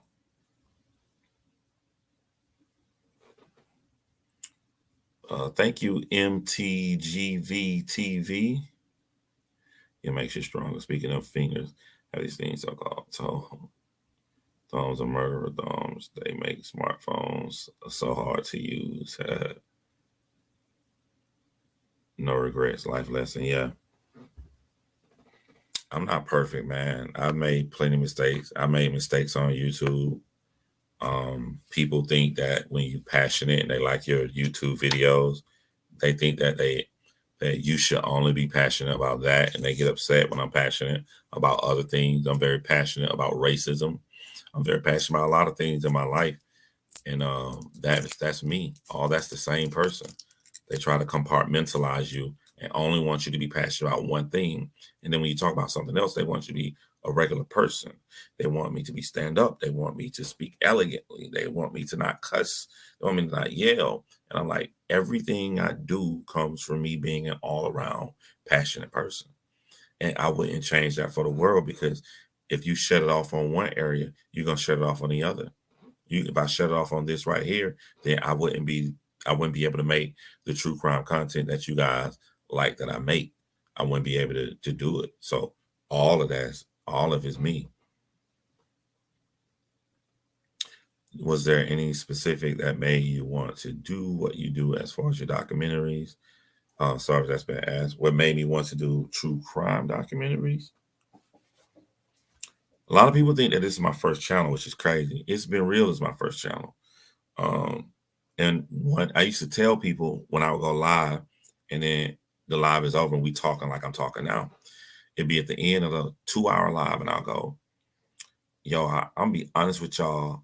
I look at stuff that y'all wouldn't think I look at. Like I'm really into true crime. And they were shocked because my It's Been Real channel has nothing to do with crime. They was like, yo, you in the true crime? I'm like, yeah, yeah, yeah. And I'll start saying, like, look, I'm gonna recommend y'all some channels. This is what I watch. And they got nothing to do with rap, none of the shit we talk about over here. I think I recommended them Kendall Ray channel or some shit like that. I recommended them a couple channels way back in the day. And when I start recommending them channels and really start watching it on my It's Been Real channel, it started pulling up other people. It pulled up this small channel called Stephanie Harlow. She had like 1,500 subscribers, only 1,500. Now she got like over 500,000. She almost got like 600,000 now. And then for the first time, I started watching true crime people go live. True crime people weren't really going live back then. They were only making documented videos, like edited videos. And then when Stephanie would go live, you know, she started talking about her life and she started talking about juggling all of these things. And the more I listened to somebody talk about juggling all these things, I was asking myself, if this woman can be a mom, she can have her job that works weird hours, because Stephanie was working at Verizon at the time. This is not docs, and she went public and already said she worked at Verizon. And I knew from working at Verizon that you got a weird schedule. You may work morning to 6, or a lot of times you're going to close. So she going to close. She a mom. She a wife. And I said, well, what's an excuse you got, John, to not make a true crime channel? And then I made a true crime channel. And I said, well, what case you gonna do? You true crime, you gotta have a case. And then here's a funny story. This is how stuff come full circle. The first true crime video I did is no longer on my channel, right? It's on, you gotta watch it on my face. It's on my Facebook. A documentary called I forgot what's the name of it. It's about Sarah and Amina. I forgot the name of the documentary. So I want to say Dishonorable, but I think it's the name of mine. But anyway, this huge documentary, like I watched for so many years, right? Let me tell y'all something. The guy who made that documentary, I texted him yesterday. And I texted him because Carly took me to one of the prime suspects in her murders, in her mom's murder. Now, Carly has been at this guy's house, and she like harassed him and everything. So when he sees Carly, he comes out yelling, cussing, he ready to go. So I wanted to walk to his door and ask him, would he be in my documentary? It reminded me of that documentary to start my channel, The Price of Honor. Yeah, that's the name of it. It's a clip on the Price of Honor documentary where the film crew walked to the suspect's brother's house, and they got the clip on. Remember, I told you about the clip on. I got the clip on me, so no matter how far I walk away from the camera, you're gonna hear me crystal clear. I got that from The Price of Honor. They walked to the guy's house, and they knocked on his door, and he told them, if you come to my house again, I will kill you. Like, that's some scary shit. You watching this on a documentary, it's scary. But it gets even scarier when it's real life and you about to walk up to a guy's house who you know is violent, who has tried to fight people who came to his house before. So we drove past his house. We came back, we parked. I set up the tripod where he can see it down the street, put it on his house. I put the clip on me, and then I text the producer of the Price of Honor documentary, and I'll read you my text, and I'll read y'all his reply. This is right before I was so afraid. Where is it? I said, hello, my friend. Wish me luck. I'm on my way to knock on a suspect's door for a documentary, drawing inspiration from when you guys knocked on Yasir's brother's door. It looks so easy on film, but it's a different story in real life. It makes me respect you guys even more. He said, just don't think about it. He said, don't think about it twice. Do it and make sure he said, do it and make sure you're recording. So you don't want to miss the shot. And then, so that was cool to get advice from the documentary that inspired your first YouTube true crime case.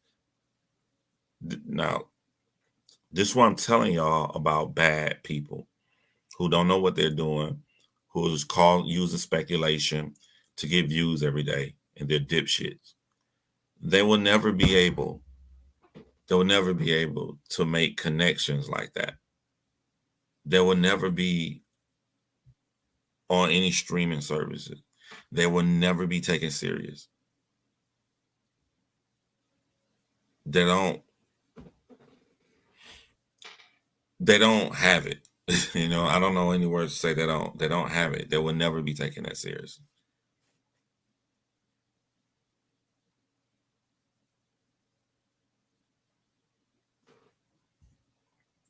Do you think all of your life experiences has helped you to be so passionate and compassionate towards victims and their families? Hus, what's up, Robin S? Yeah, definitely life experiences. If you go back and watch the live I did called The Story of John Crimes, where I, instead of talking about victims and other people's story, I tell my story, how I grew up and the things that happened to me, those things directly because you know how it feels. And one of the movies I like to mention a lot is Split, M. Night Shyamalan's Split, because it really affected me when the killer in that movie, he had the split personalities, but the beast personality was formed from being abused. So when he went out to kill these girls, he trapped that girl in the cage and he was ripping that cage open. And when he opened it to go kill her, he sniffed. And when he smelled, he saw that you're just like me. You've been abused. You're one of us. And he let her go because his whole creation was invented to protect people like that little girl. So when I saw that scene when he did that and he turned and walked away, like it had like an effect. It had a little effect on me because um I understood that, like, so when I hear, and I had this conversation with Jessica Reed when me and Jessica Reed were talking in private, like, she's one of us, you know, she one of us. And when somebody's one of us, you protect them. Sandy Rusick is one of us. She went through something no parent should ever have to go through, or no grandmother should have to go through. So since Sandy Rusick is one of us, I'm a protector, you know? So I would say, yeah, what you go through in life has a direct effect on who you become as a person. Thank you, Trace Elements 13. I love the number 13. I got it tattooed right here. All my arm, big 13. My son born October 13th, and my other son born in 2013. So they fight over the number 13.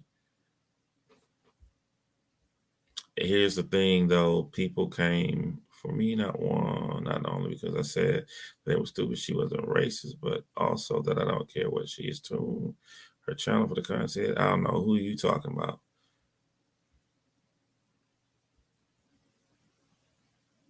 Do you have some advice for someone wanting to start a true crime content channel? Make sure you say only facts and make sure you are not vilifying anyone without proof.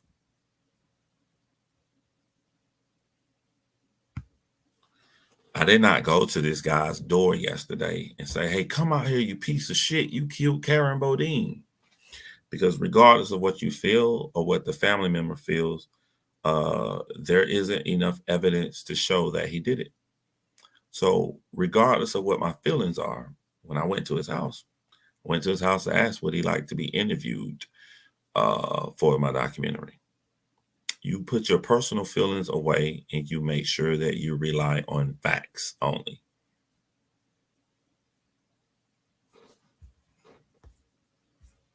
That would be the biggest advice you can get.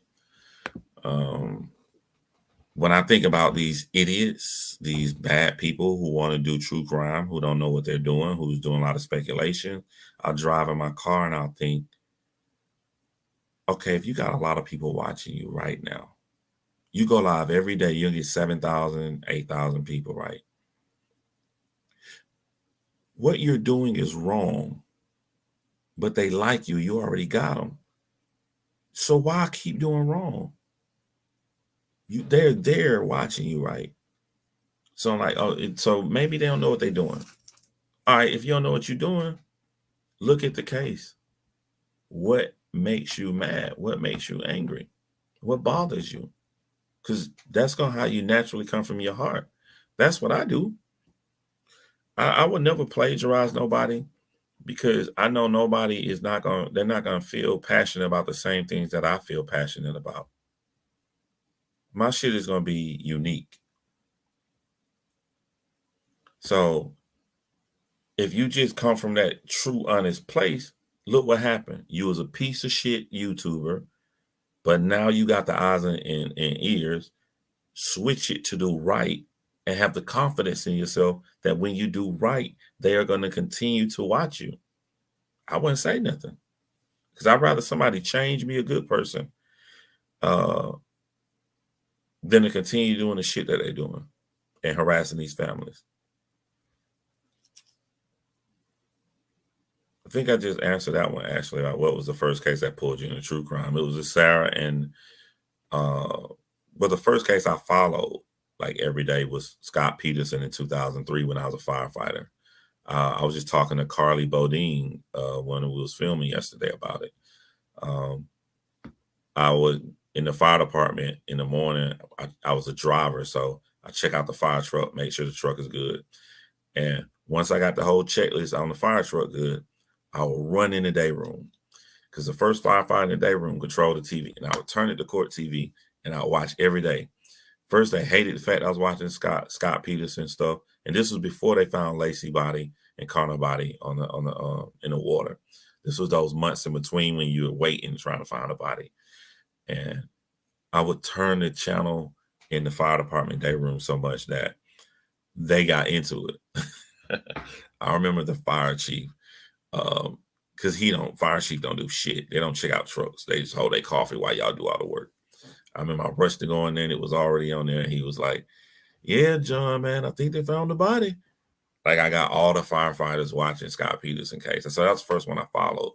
But the first one that hit my heart really, really badly was definitely the Sarah and Amina and watching Ruth Trotter, their Sarah's boyfriend, no, Amina's boyfriend, his mom, watch his mom cry on their grave after they was dead.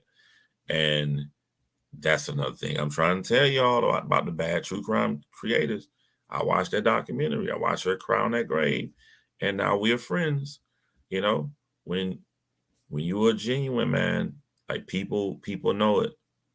You know, matter of fact, now I think about it, I may hit up Ruth Trotter, and since I'm traveling across the country, I think I'm gonna hit her up and ask her, can I stop by and see her? I didn't even think about that so right now. So y'all may see a picture with me and Ruth Trotter coming up here this weekend. I'll hit her up and see.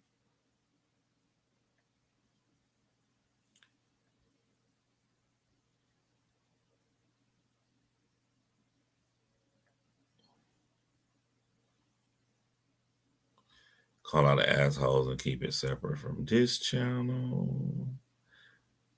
Yeah, because hey, I don't know. I get conflicted on that though. Like sometimes I do want to call them out on this channel. I don't ever want to call them out on this channel, but after I talk to a victim, I do want to call them out on this channel. Like when Sandy Rusick said a couple days ago, when she said, you know, I'm paraphrasing. I don't know what she said word for word, but she basically was like, you're a protector. Like that's where your heart is. Your heart, you're she said you're made for this, like to protect the victims when people fuck with them. So when she said that, I feel like if I really want to protect them, I will call them out on my biggest platform. But it's all about balance, you know. I want people to come here and see true crime. And if you're gonna take a long time to put out your documentary, I don't want it to be filled with calling lame ass motherfuckers out.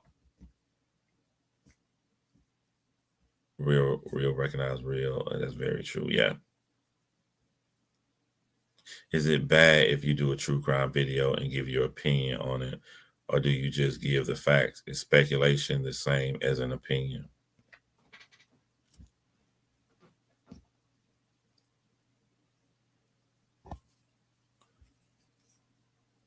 How do I answer this?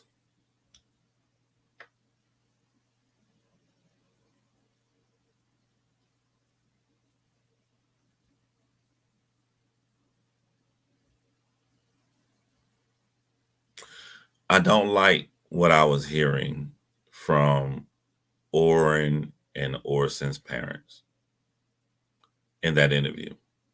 I didn't like it. Things didn't seem right to me. You go back and watch that video. I never vilified those parents. I never said that they killed those children. I have my opinion, but I never said that in that video. I think that's the difference. You have a responsibility as a prudent person to not take a large audience and turn them into a lynch mob to go against people when you lack evidence. That's where the problem comes in at. Every channel I talked about that I don't like, they have done that infraction. They have riled their audience up to go after a grandmother who had nothing to do with the damn murder. Cash Gurning case is solved. His grandmother was nowhere around. She had nothing to do with that. That's the difference.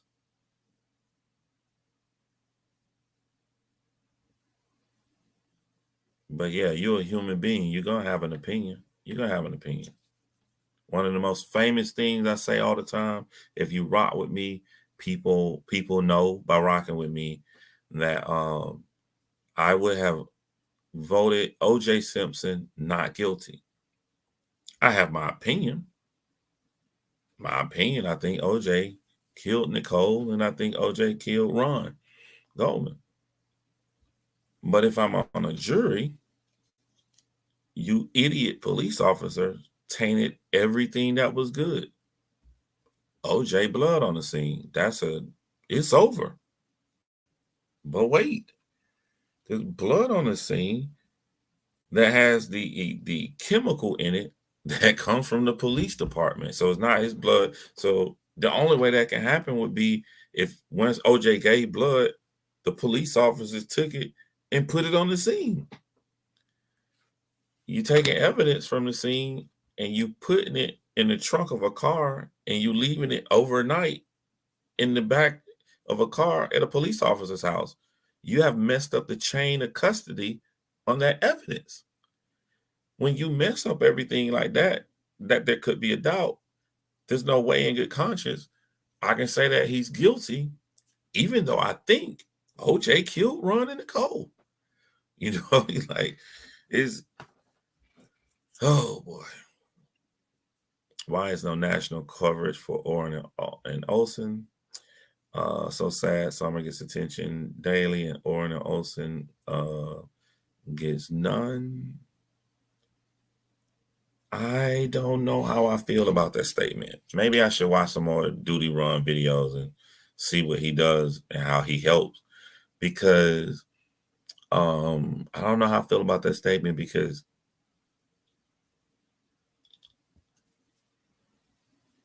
as long as all the police officers are doing their job. By the way, thank you for the 2 new channel memberships for Sarita and also Leah D. Appreciate that.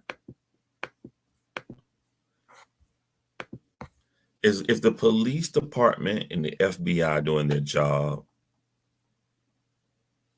what are the benefits of YouTubers talking about it all the time? And I'm asking, I don't know. Like, I don't, because I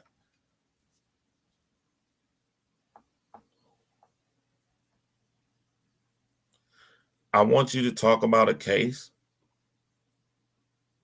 Talk about a case when the police have left the case to the side.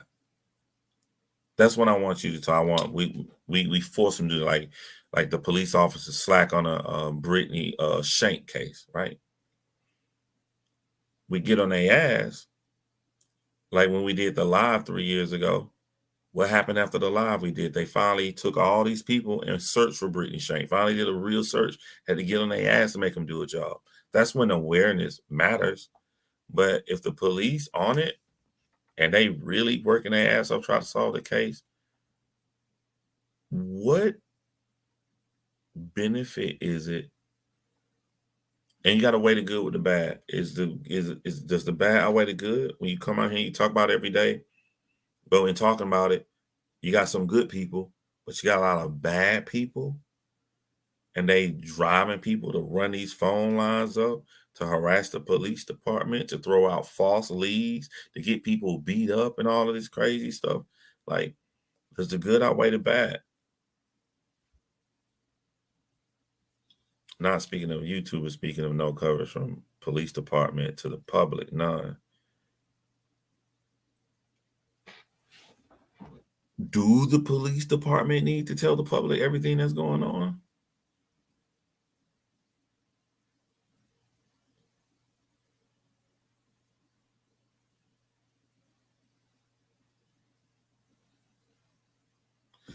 It depends on the case. Some case, like if they get close to arresting somebody,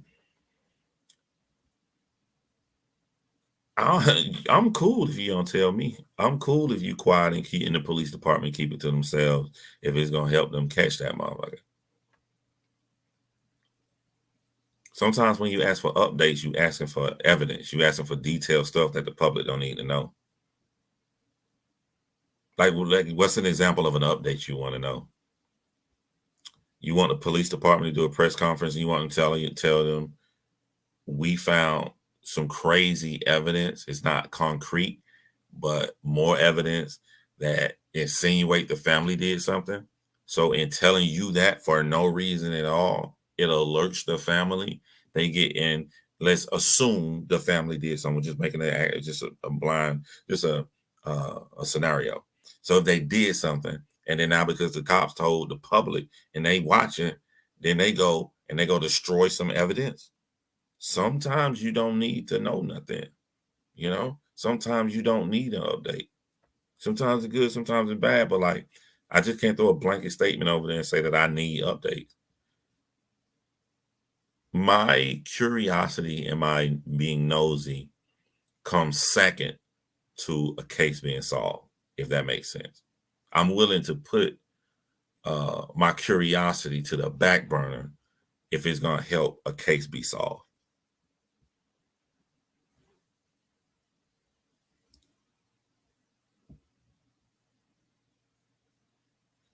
I don't feel like the police doing anything in the West case. They actually move real shady to me.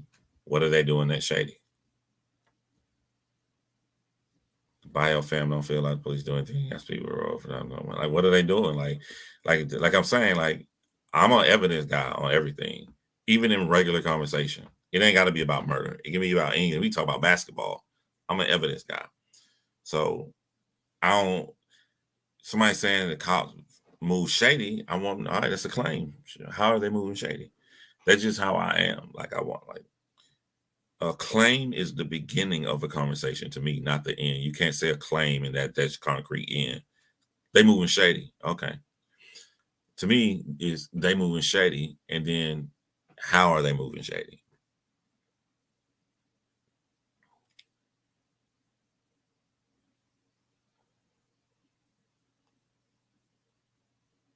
I like your perspective, John. Logic over emotion. Changing times of the 911 calls. Even back in the day, back in 2003 or whatever, or two, I can't remember the year, when my curiosity had me watching the Scott Peterson every single day until they found Lacey. I watched, it came on every day. It came on, I don't remember the weekend, but it came on Monday through Friday. Every day you woke up, a whole hour, 2 hour segment to Scott Peterson. Nothing was really happening. You know what I'm saying? Like, it, there really was nothing. It was sort of like how YouTubers make videos every single. Nothing happened. If I look back on that, I feel like I was the bad guy.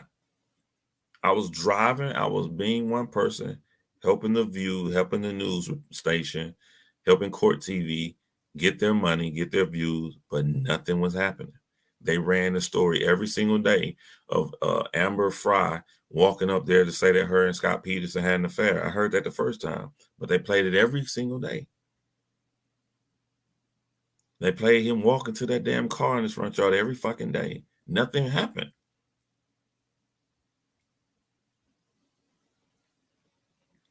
The police are investigating many cases, including missing persons. They can't give updates on all of them, especially if there is no update. The 911 call is very clear if you listen to the dispatch. Nancy Grace. There is, I know I say this without giving away. There is a documentary I'm working on that Nancy Grace is going to speak to the person. I can say that because it's general. Y'all don't know which one I'm talking about. Just make sure I don't want to mess up nothing. But there's a documentary I'm working on that Nancy Grace is going to go speak to the person. And they're happy that they're getting this kind of coverage from Nancy Grace.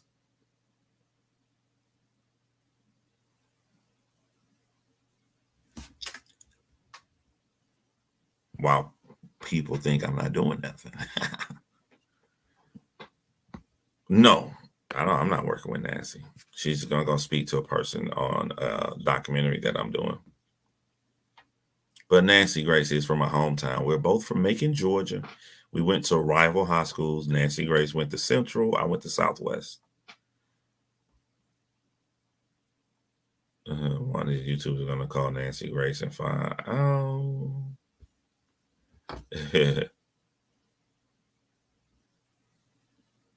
John Crimes never lies. You'll never hear me lie about no shit. You always doing something. What's up, Sergeant Melinda? From precinct to precinct, the quality of work can traverse the spectrum from pure crap to adept. One never knows. Yeah, you're right, Trace Elements 13.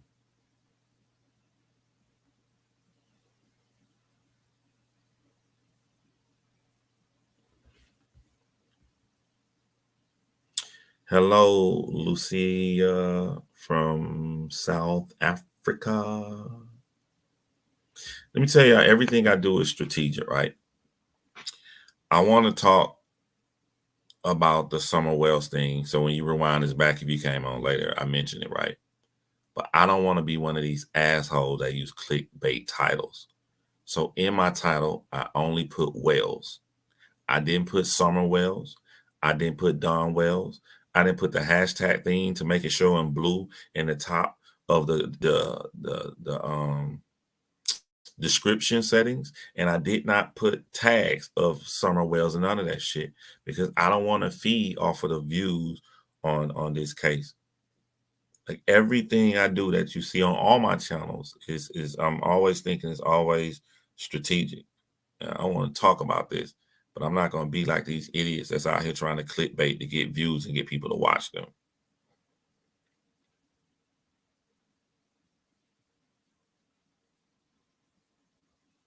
If you send me an email with a link, okay. I don't think so. My John Crimes is pretty new, so the only thing that goes in my John Crimes is cases. I don't get any spam or anything. I haven't signed up. I haven't used John Crimes email for nothing at all except for true crime. Savannah, Georgia was my favorite place. We were stationed. I will move back to Georgia in a minute. Yeah. So I'm gonna try to get on at this true crime thing. I did the research, but on September 25th, there's a true crime convention, something going on in Savannah, Georgia. So I will make it my business to be there. I'm gonna probably call them and send them my work and see, you know what I'm saying? Could I get the Karen trailer or something played there?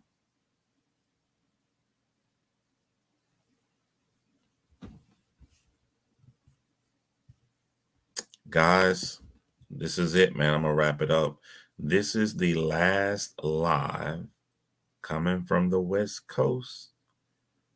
The next time you guys see me live, I may post videos as I'm driving across the country. But if I post videos, it won't be on this channel. I'm not gonna post videos on this channel. It'll be on my other channels. But so the next time you guys see me on a live, I should be back in Georgia.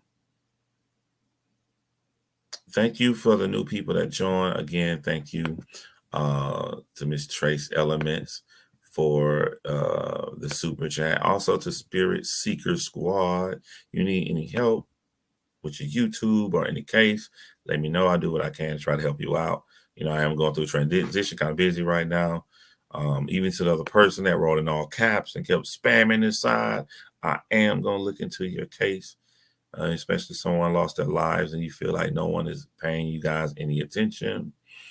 So I will 100% for sure look into your case. And thank you guys for joining me late night. It's 3 a.m. In the Pacific Standard Time. So damn, I guess the East Coast is 6 a.m. to you guys. So looking forward to hanging out with you all again. So I will see you all in Georgia. And as I always say, don't kill, make a sandwich. We will be coming back to this channel. So love you all. I'll see you guys soon.